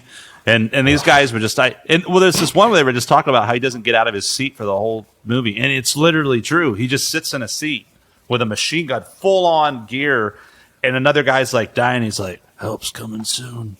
You know, in the Steven Seagal and then he like, voice. yeah, and then he like walks outside. The funniest part toward the end of the movie was I thought was really funny is like, and then they were like, whatever that YouTube link was that you sent Vic was really funny because these guys were just doing commentary on all these different clips of movies. It's fucking hilarious. Like one's called The Asian Connection. He's like studying, you know, teaching martial art. I don't even remember that one, but this other one, it was Sniper Ops something or other, and Sniper Special Ops, right? And there's this part where, like, for some reason, like, they were talking about how, like, yeah, ever since he did Glimmerman, he's just talks like a black guy. And there's this part where, like, someone says something like, ask him something. He goes, "It's over there," and you're like, "What? That's not Steven Seagal's voice." I couldn't stop saying that for like 2 weeks. It's just, oh, dude, oh. Yeah, but Schwarzenegger, like Commando, it's like one of the greatest movies ever. Commando's amazing. It's just incredible, man. Yeah, an action movie that has steel drums. Come on, like has a soundtrack. Oh, the soundtrack, it's beautiful soundtrack. Well, you guys are film guys. You know about sound. Lady Hawk. That is one of the weirdest soundtracks ever, right? Ooh, because apparently someone was. No, that's Matthew Broderick, strangely enough. Michelle Pfeiffer, and I forget the other guy. Michelle Pfeiffer. The dude from Blade Runner, right, was the bad guy. But yeah, it's like these medieval, like knights in shining armor, medieval time fights with like synth pop 80s music. It's really weird. It's just doesn't seem fitting. Dude, yeah, you guys need to get Andrew Forbes on here. And he'll talk 2 hours straight about all these movies. Like, he's great at this. Down. Guys, thanks so much for joining us, man. This was really fun. Really enjoyed it. Yeah, man. Thanks for having us. And Budro, so Adam Salinas, I'm assuming I'm getting your name correct. Correct. Budro, how do you actually say your last name? That Spanish Partida? class paid off. Yeah, Partida. Yeah. Okay, cool. So Adam Salinas, Budro Partida, here on account of John Ju, who I thought we were having, but he said something about a group, so I'm glad you guys were able to pop on here. And we'll hopefully see you at the show in July and actually even have the pod. I don't know, Vic, that might be pushing it. We're a good 2 months behind on everything. I'm hitting up people that we interviewed in like 1975, like, hey, our podcast is ready. Can you send us a photo? Cool. Beautiful. All right, guys. So check them out one more time. Pennyrock Productions. Yeah, pennyrockproductions.com. You can also find us at facebook.com/bloodybruisedbackroom. Awesome. Cool, man. Cool deal. Very cool. Thanks a lot, guys. Appreciate it. All right, hang tight so we make sure this uploads. Once again, the Skunk Manhattan, Victor Ramos, and something. Who cares? Bye. Good night. The Ramones, Motorhead, Dynamite Boy, Reelin' Kids, Near Dark, Marilyn Manson, Tool, Pearl Jam, Born to Lose, Pantera, Typo Negative, Pariah, Loco. Dangerous Toys. You just never know who you were going to see there. A certain club called the Back Room for almost 30 years. And what we've been asking people to call in for is a backroom story. If you're not familiar with the Back Room, then just go ahead and hang up. Back Room was a music venue that survived miraculously for more than 30 years. You walk in that front door and you had the split. If you went over to the left, you could go have some drinks and play some video games or pool. If you went to the right, that was the live music side. It was basically known as a hard rock heavy metal place in like the 80s and 90s. The place looked and smelled like we did. It constantly smelled like bleach. hot dogs and old beer, piss, cigarettes, and vomit. You can imagine putting all that in a cup and going, ooh, that's the smell of the back room. CBGBs and brownies and stuff in New York. It was our Sunset Strip of Austin. The back room was all of that wrapped in one venue. Everybody else has that same thing that I want, the fucking rock. Drink up back room, I heard we sound better. Literally carried the rock and roll scene for all of Austin. I have to say that we have a lot of good talent happening out there right now. They did country at one point. We had a play set of 125 songs. They've done hip hop. Two Live Crew show brought in a whole different audience. They weren't afraid of anything. If you can do a Pantera show, you're going to survive a Public Enemy show. Best sounding club in town, period. The kick drum busting you in the back and coming through your body and hitting the people in front of you in the face. Every show I saw there I was deaf. Your balls would be like... It also had super cheap drinks. Got 10-cent drink nights on Friday nights. Oh, have you ever played at the back room? Oh yeah, the pole. There's a fucking pole in the middle of the fucking stage. One time we had to Vaseline it. Whenever the asteroid hits Earth, there's gonna be that goddamn pole floating around there. And then the bathrooms. Oh, the bathrooms. This place is gross. But it was home. Jason McMaster's from the Dangerous Toys. Jason McMaster really had the rock and roll game down. What are you gonna call your band? He says Dangerous Toys and click. They were on MTV and they were on the radio. Jason McMaster and Mark Geary from the band Dangerous Toys. When I first moved to town, all I kept hearing about was the band Pariah. We got signed at the back room. That was a band that could have, should have, and would have, and they didn't. And it wasn't their fault. Sims passed away, complete and utter shock. That was crushing. He was more of a friend than a GM. He wanted to help bands. There was a lot of drugs.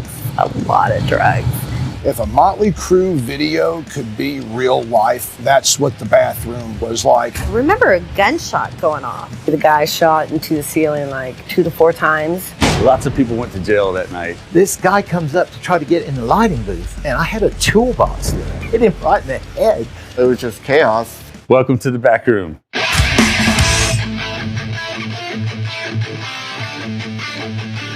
And I look over and like, oh, it's Tom Araya, dude. And I got to sit next to Lenny and watch him play these video games. The same amount of people that were at the fucking back room were in my fucking living room. Peter walks over to the mic. Shut the fuck up. Once again, putting the back room on the map. And if it wasn't for the back room, I'm not sure what my career would be. That's what the back room was. It was like a dirty little girlfriend that your dad secretly wanted to be with. As your mom just called her that white puta. That's what the back room is, cochino. All right, it's a big old cut.